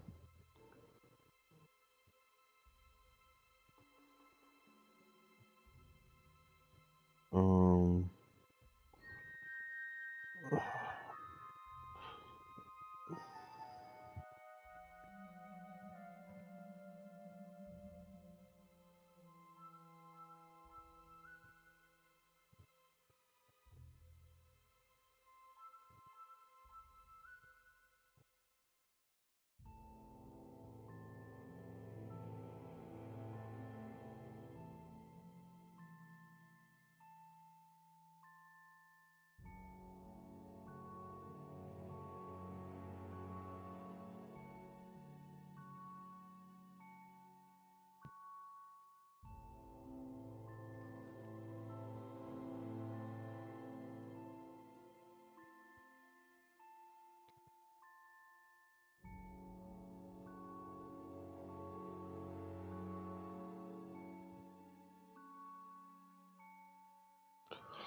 Alright, well, I guess I'll come for this later.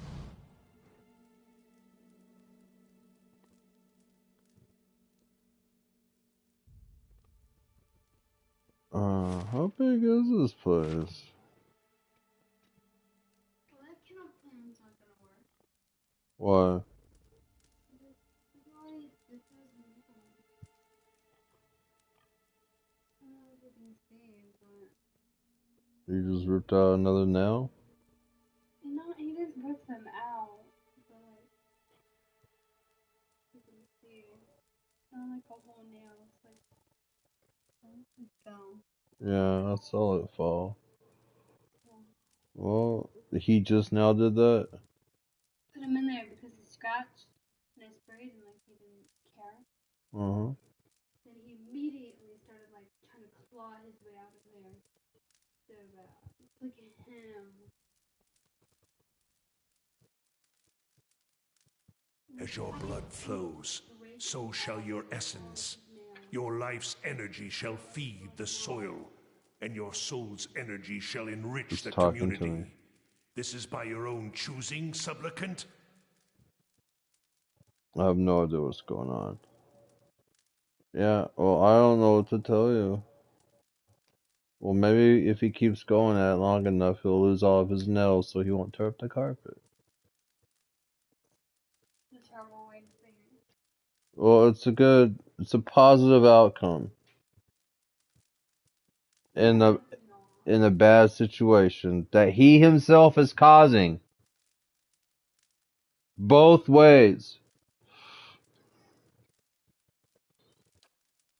Yes, the hell's war is high, but even. The dwarf grips a hatchet with both hands and raises it overhead. He throws his shoulders forward and swings the weapon into the elf's chest, connecting with a meaty thump. Blood gushes around the blade, and sacrifices scream in the air. Olaf's lips curl with disgust. This is why I prefer the wand to the blade. Despite his earlier agreement, the elf thrashes atop the stone table, his torso arching while his arms and legs remain tied in place. Meanwhile, the dwarf spreads his arms wide and allows blood to splatter his robes.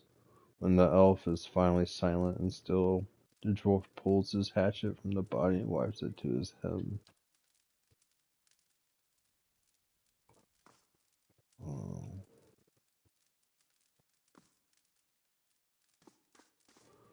Well, it's pretty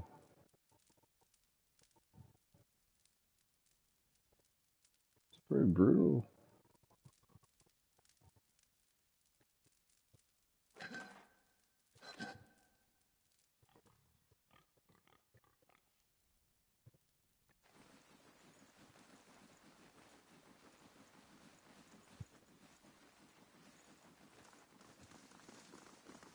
Welcome to the gravel pit.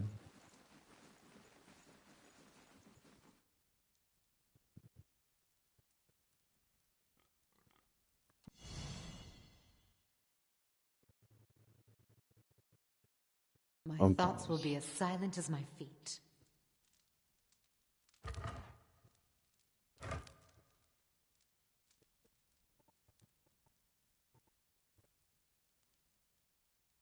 I shall do as you ask.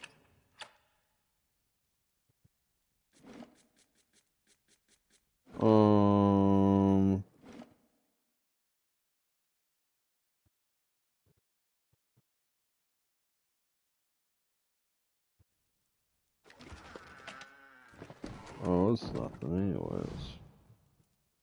If secrets whisper here, I shall listen for them.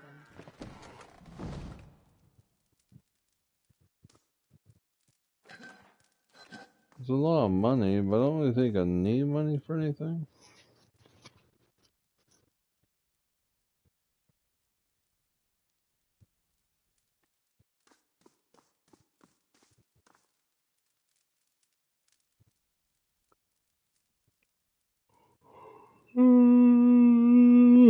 Excuse me.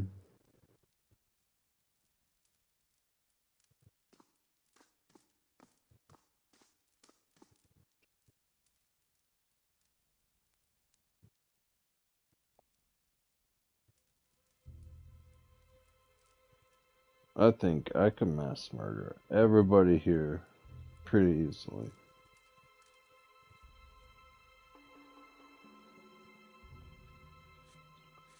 You know, a journal.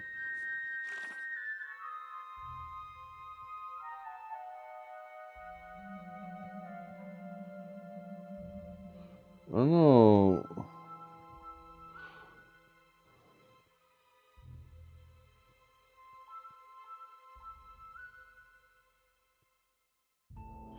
So,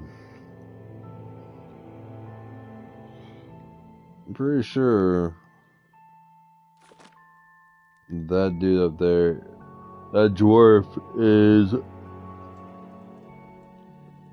one of the guys I have to kill.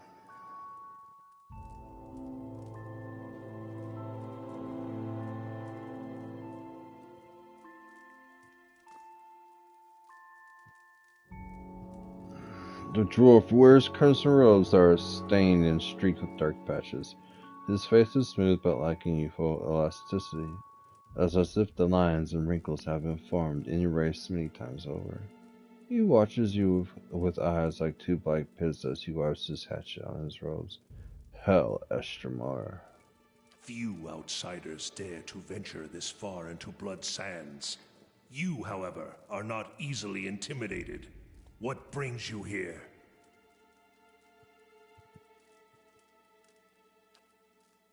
We are a druidic order that has been in Twin Elms since Ingwithian times.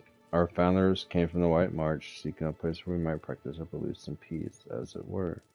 Like most of our Glenfathan brethren, we seek answers in the world around us rather than the teachings of the gods.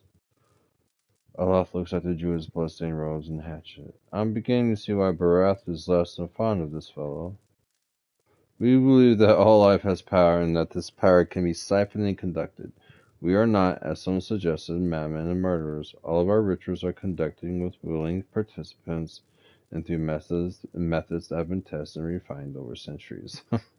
He nods, his black eyes shining. This allows us to create the war paint for which we are respected, if not loved.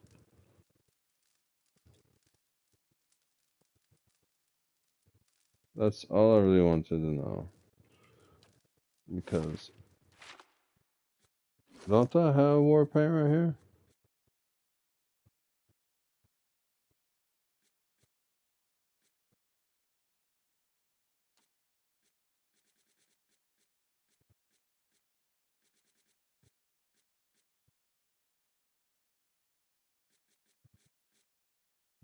Physical burdens anchor me. What do you mean?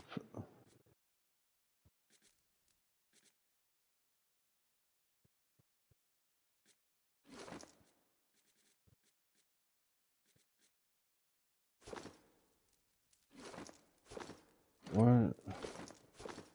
There's a crafting menu?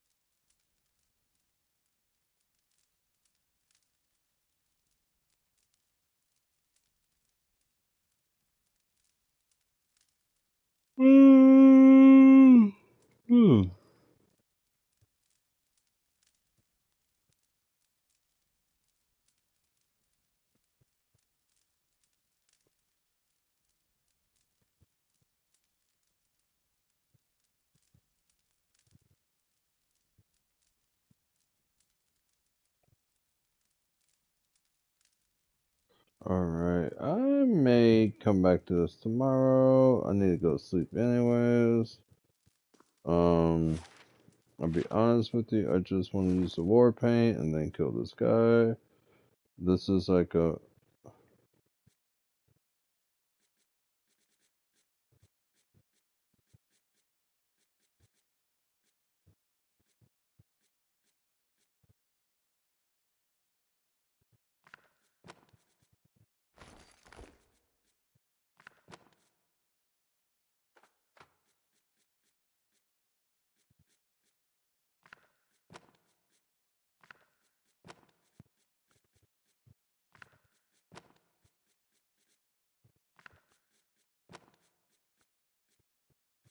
Alright, and... there we go.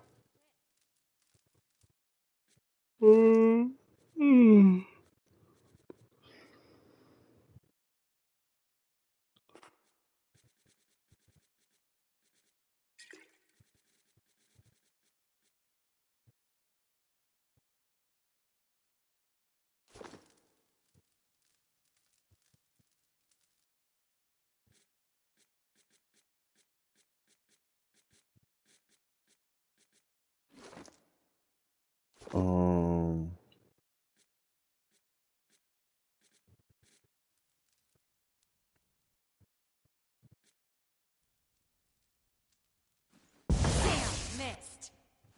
Oh my god. That just scared the shit out of me.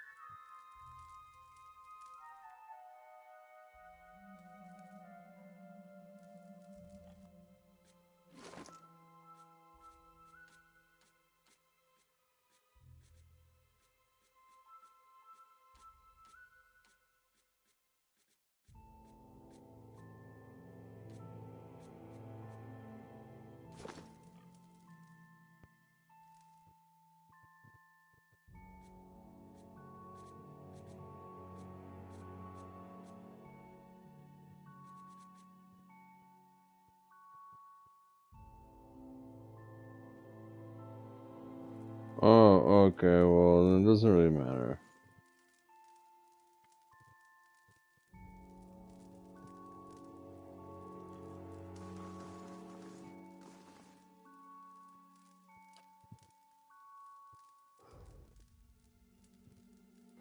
Russian grunts after I told him that he believes he is time for him to die.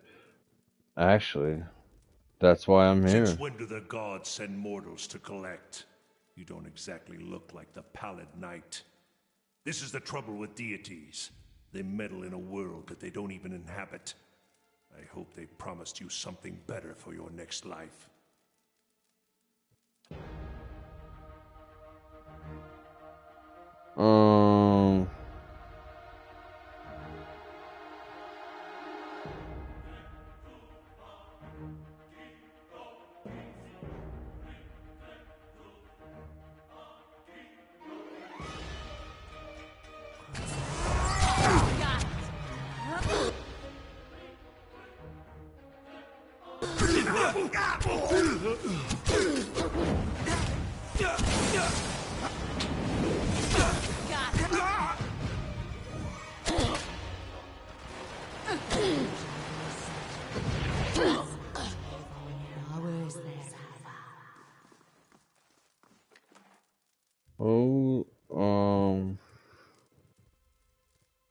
Won't get far like this. Alright. Nobody likes you.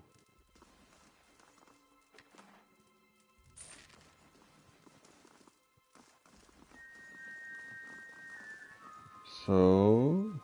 let's go! I mean, I'm to a point where it doesn't really matter, does it? I'm just gonna steal everything. Got it.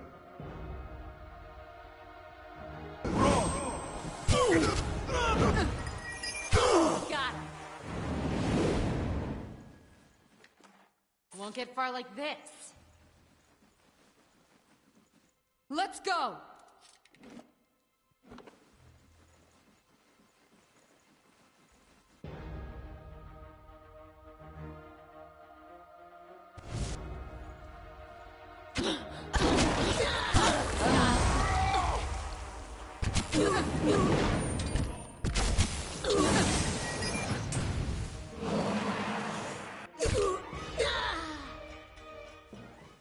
Alright. Won't get far like this.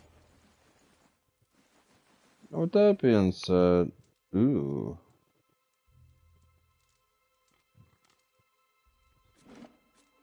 Yeah, I'm gonna save it and get ready for bed, I guess. Cause I just mass marketed a lot of people, and it's not like I wanted to. You could just have me kill them. Well, thank you for joining me on this 2.5 hour long episode, almost 3 hours long. I didn't really get anywhere. A lot of it was spent playing with people other than myself. But thank you so much for joining me, and I'm so sorry that you had to sit through me yelling at a cat multiple times. And anyways, look, I'm falling asleep. Y'all take care. Bye bye.